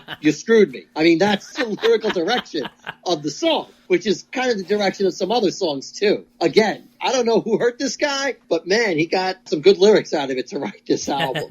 The other thing I'll mention, you talked about the drum work. I like the bass work on this song, especially the intro. You can really hear it. Oh, yeah. Then it goes throughout the rest of the song, which you don't always hear in his songs. It's usually like the drum work or the guitar work, which is interesting because he was the bass player in Van Halen, and that's not always the standout thing you hear in his solo work. So I appreciated that. But interestingly, there is no guitar solo in this song. You talk about that non-vocal break, which you think would be ripe for a guitar solo, but it's not. It's just an instrumental break. And I think it might be the only song on the album without a guitar solo. It's certainly the most noticeable one. And I thought that was a little different. I guess that goes back to your Alice in Chains comment, because that was the era of, well, maybe we'll have a guitar solo and maybe we won't. So he chose not to. So that was a little different for this song. And the next song is the fourth single, which is I'm All Right. Here's the clip.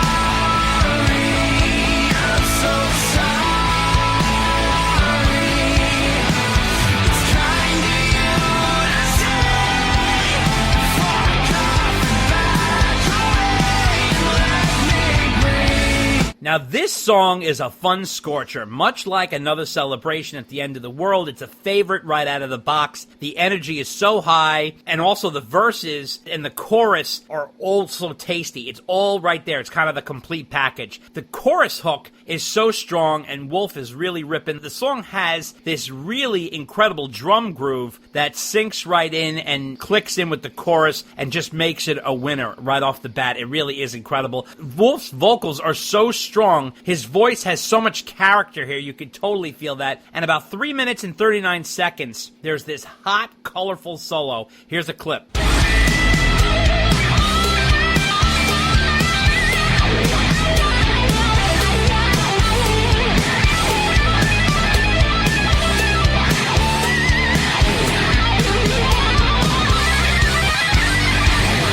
It's got so much personality here. You can really feel he's tapping into his own area now. And it's definitely worthy of a single. This is a total concert highlight. I love I'm All Right. What'd you think of that? Totally agree with you that it is a single song. I think it's arguably the catchiest song on the album. Yeah. And you mentioned the chorus, which I also agree with you with. I think the hook is in the chorus. Although I think if he was going to release this as a single, he probably should have called the song Sorry, because that's like the hook in the song. I agree. But the title is I'm All Right. Yeah. Now, I'm All Right is in the song, Yeah. but it's not really as noticeable as Sorry. Totally agree. That hook really clicks in, and that's the hook that you're singing to yourself. It's the hook that you're remembering. Yeah. Yes, yeah. total earworm. Yeah. Total earworm. Yeah. Not that I'm a record executive, but Right. release this as a single, call it I'm All Right, parenthesis, sorry. Yeah. And, right, That's the old move. I- That's the old move, yeah.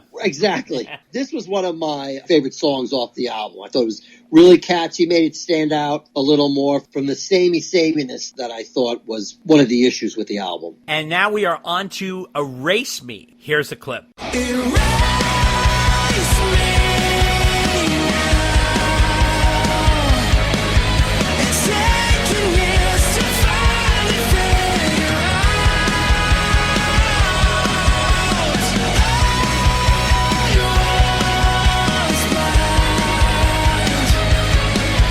The world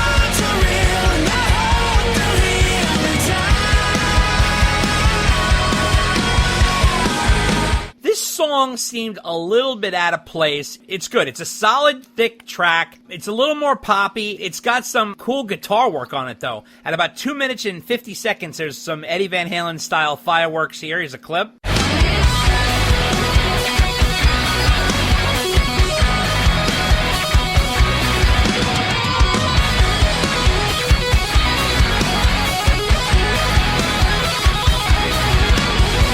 The vocal effects really come into play, which is nice, and this one takes a little time to grow on you. I'm liking it more and more, but this is definitely like more of a solid album track. What'd you think of Race Me, Dave? Well, you had said poppy, and I agree with you there, that I think it's almost got a poppy riff going on there. I found it reminiscent of something, but I couldn't put my finger on what I was getting deja vu about with the song. But yeah, again, like you said, it was a good album track. I'll agree with you there. But again, this is like where the sameness starts like setting in, and I'm kind of like, I'm not sure how I'm going to remember differentiating these tracks because I haven't heard the album 100 times. So I was kind of challenged at this point. The one thing I will say is that this song had a great end. It was like a big old clangy noise at the end, which was a nice way to end the song. Absolutely. And we are on to the 9th song, which is Waiting. Here's a clip. I'll be waiting for you.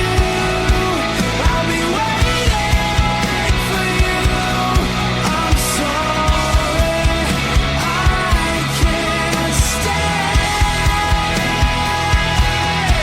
While I'm hating the truth, I'll be waiting for you. Now, this song, in my opinion, is an overwhelming single. This reminds me of Think It Over from the first album in the sense that it's like, why are you not putting this one out? This is a straight-ahead pop rock song. This almost has a Third Eye Blind vibe to it. It's really good. It's excellent. It's a radio hit, in my opinion, what they used to call hit out of the box. The chorus is stacked, and it gets heightened and heightened. It's definitely romantic-based, and it's really well made. There's some acoustic on there. It's got some beautiful licks. I love this song. What did you think of this one? It wasn't a ballad, but if you want to call a song on this album the most like ballad-y song on the album, it would be this one. Ballad is a stretch, but it does slow things down a little bit. So in terms of single potential, it would probably work that way if you want to expand your listener base. Again, it was good, it was decent, but after that, it didn't really jump out at me. Okay, all right. And the last song is number 10, Better Than You. Here's a clip.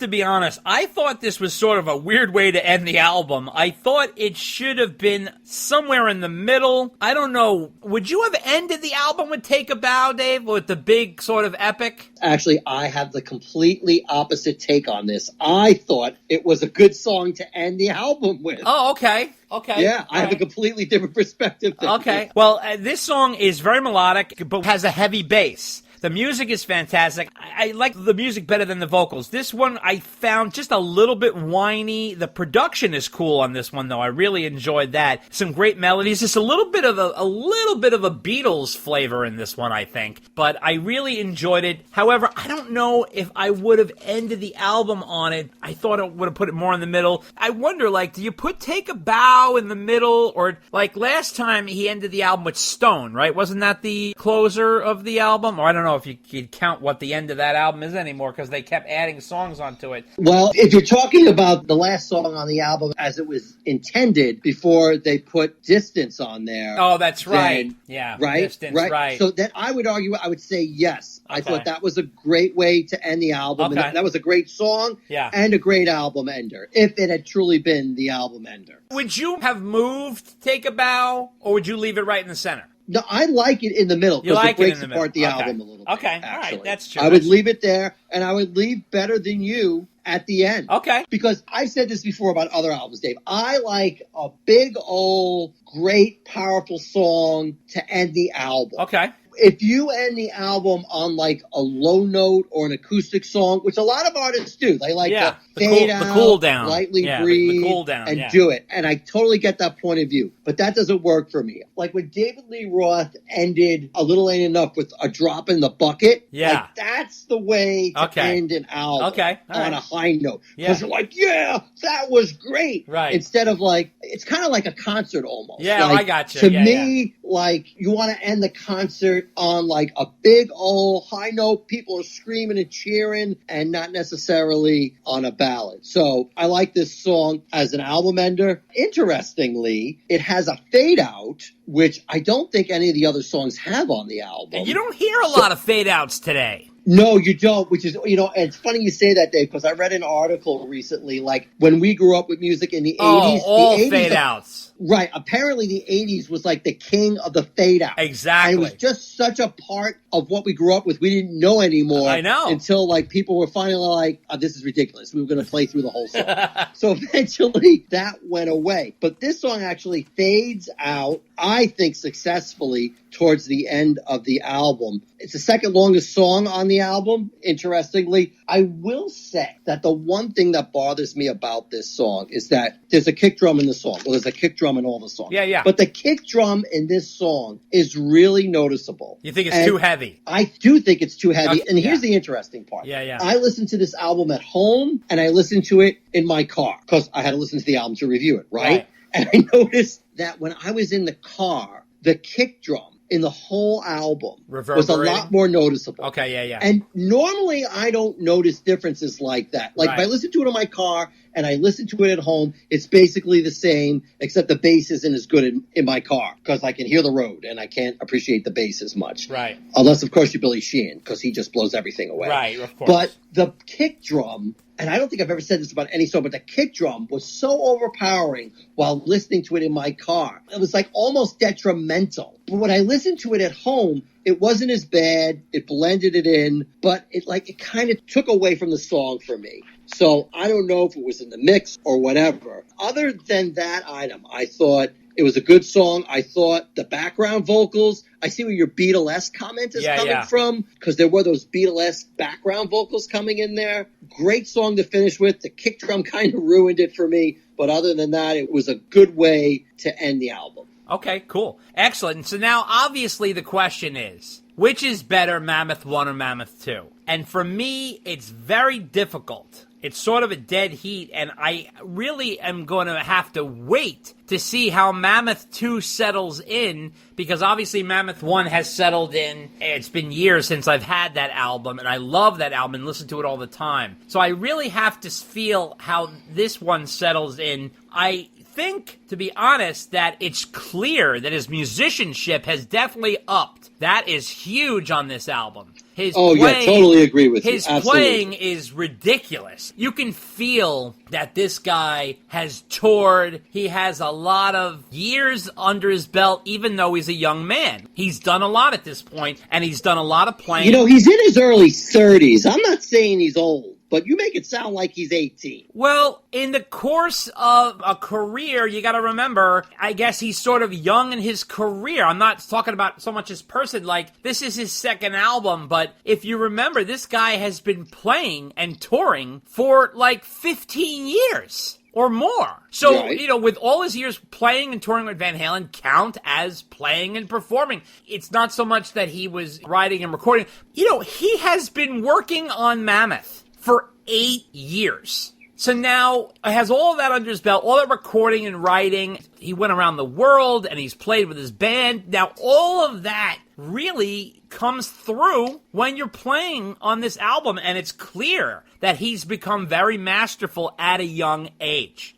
He's still a young man, I mean, in the world of rock. So I think that is the most evident thing that's here. He's definitely grown in his writing musically. I think lyrically, he's at a same level. It's a similar level. Maybe he's grown a bit, for sure, but it's a similar level. Vocally, he's definitely tremendous. He's definitely superseded because obviously he's used his voice a lot more. And he's toured and really knows how to sing. And this guy, the most hidden thing about him is his voice, which is incredible because his father struggled to get a vocalist for his band, and Jesus Christ, someone ever put the mic in front of Wolf? I mean, this guy could sing all those Van Halen songs, but not that we want him to sing those Van Halen songs, because that's not what he wants to do. But I have to say, Wolf has that Dave Grohl thing going on. That's his hero. He has that blazing hard rock mixed with melodic pop sensibilities.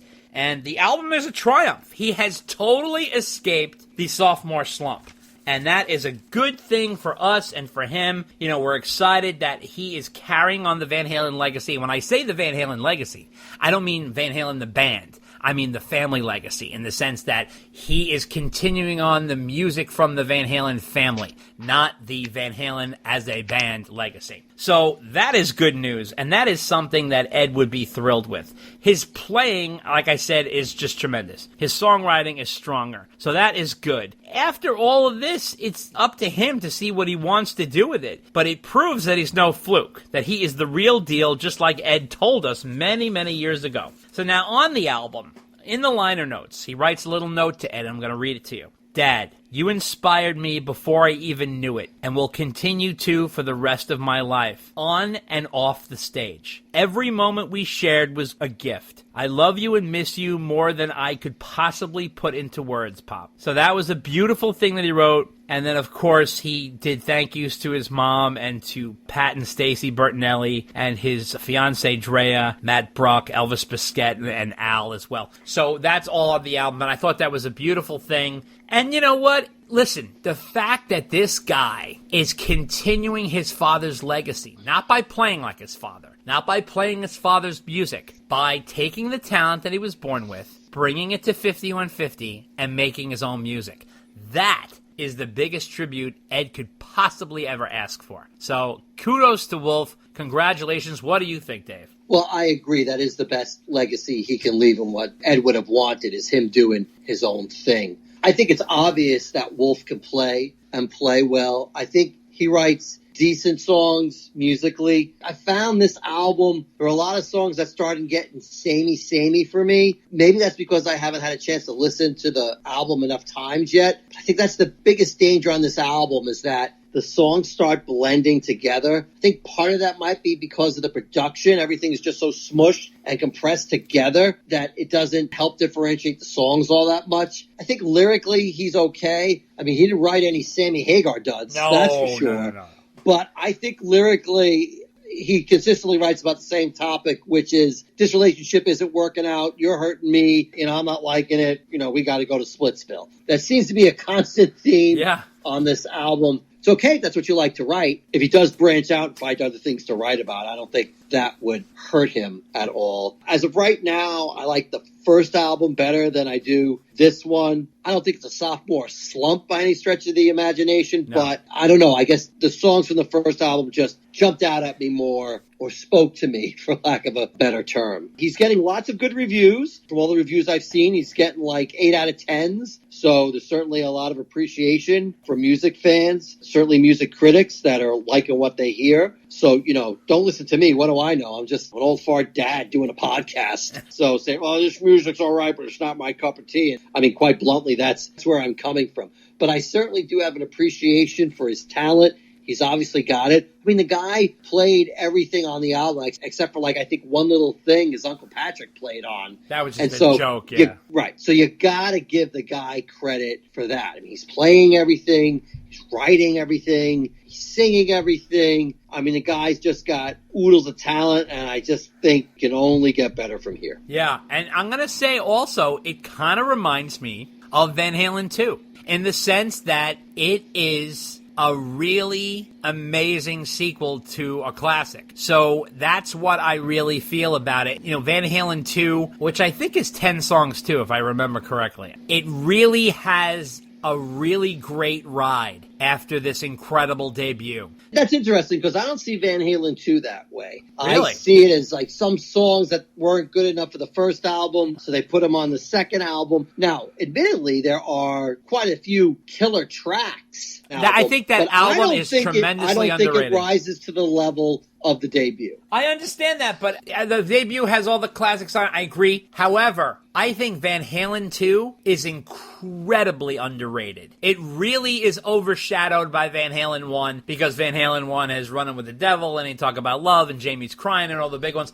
But I do think when it comes to the spirit and the vibe of Van Halen, that album really is enriched with it. I really, really believe that. I think it's heavily overlooked. This one reminded me of it in the sense that it's just like a really strong sequel that came right after the debut. Wolf had an incredible debut, and I think that this is really coming on strong. And I think it's going to do well. I think there's some really good singles on here. I really hope he goes with Waiting and a couple other ones. I think that other one in the beginning of the album, Miles Above Me, I think that's another one that's got incredible potential. So there's a lot of meat on this bone. And I think you better go home and do a little homework on Van Halen 2. Somebody get me a doctor, Out of Love Again, Light Up the Sky. In my opinion, these are like, Jesus, these are fucking amazing. I can't get over some of them. So it's just I don't think DOA. I don't think it's underrated. DOA. I mean, yeah, there's great songs on there. We're not talking about Honolulu Baby here. This is some really quality stuff. I guess regarding Wolf's second album, we'll just have to see. Time will tell if it stands the test of time. Oh, wow. Pulling a Sammy lyric on him. Oh, boy. Okay, well, that's going to wrap up this end of the podcast because we wish Wolf the best. We think it's going to be a great road ahead of him. He's got a lot of touring ahead of him. He's going to do a whole fall tour where he's going to headline. So, my God, he's already headlining. He's open for Kiss. He's open for Motley Crue. He's open for Def Leppard. He's open for Guns N' Roses. He's opened up for Metallica. So he is open for the biggest. And now he's headlining himself. So this is really cool for him. And we're very, very pleased to welcome him in with his own personal music into the Van Halen family. Whoa! How about that for rock video music fans? Live all day, all night. You know what you need. Only right here on Dave TV. Check us out on Facebook at Dave and Dave Unchained, a Van Halen podcast, on Twitter at DD Unchained, on Instagram at DD Unchained Podcast, and you can email us at ddunchainedpodcast@gmail.com. Oh, you have a speciality, do you? Natalie, I'm not like this because I'm in Van Halen. I am in Van Halen because I'm like this.